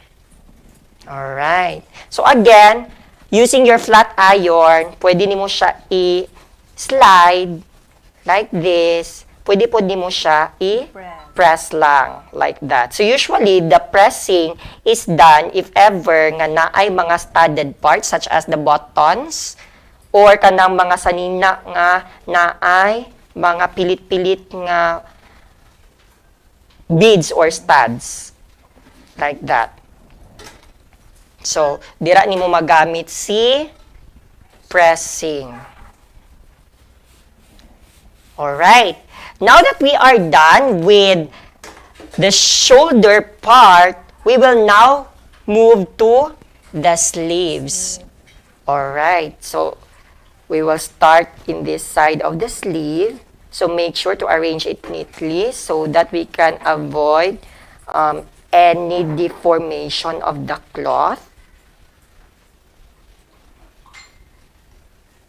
So, importante dyan na siya, sir, no? Nga na siya sleeves kay pag wala, di kayo siya maka-form, sir. Yes. Inhalan, ma-form dyan siya. Usually sa kinahanglan, kung magdali man good ang tiglan sa ma-deform na hinon ang sanina. So, dapat imo siyang i-arrange neatly and properly. So pag inana ang si cloth, sleeves. sir ko, unsa may sagara atong temperature? So, usually, because this is my uniform, this is actually kind of a hemp cloth. So, you will be using a medium temperature of our flat iron. So, how will we know if it is medium temperature? So, kung makabantay mo sa inyuhang flat iron, nana siya'y mga lingin-lingin nga signals or signages kung unsa ka inita ni siya. Katong first nga lingin mo, gito siya pinaka low heat. And then, katong second nga lingin mo, oy, medium. And then, very hot. And then, the hottest one. So, usually, si hottest one, gamiton siya if mga baga na kaayo nga fabric ang cloth. Now, we are done with the sleeves. We will move to the rest of the area of the clothing.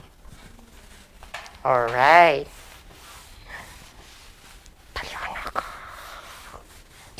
Alright. So, we will iron na the rest of the part of the shirt or the polo. So I know daghan na nakato na tong mga learners karon sir no kay Yes. sagara man gud magplancha ta sir maski asa na lang ta mag-start. And I hope that our learners are ironing their own uniform. Dili ta magsalig sa atong mama kay sayon dagyud kaayo ang pagpamlansa. Alright. So this type of, this area here, kung nakabantay mo, dagan siya design, embroidered one. So lisod ni siya i-slide. So maggamit ka og pressing technique diri. Alright. So that is how you iron and press a polo. Later on, we will be showing to you another way of pressing your cloth using a steam presser. And that will happen right after this short break. This is Astral Academy Cyber School.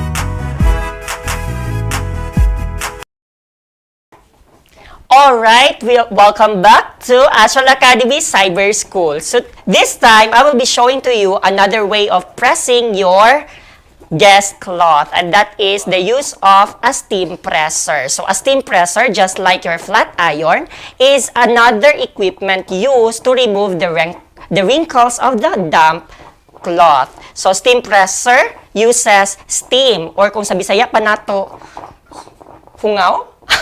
Ano ba yun? Or like that.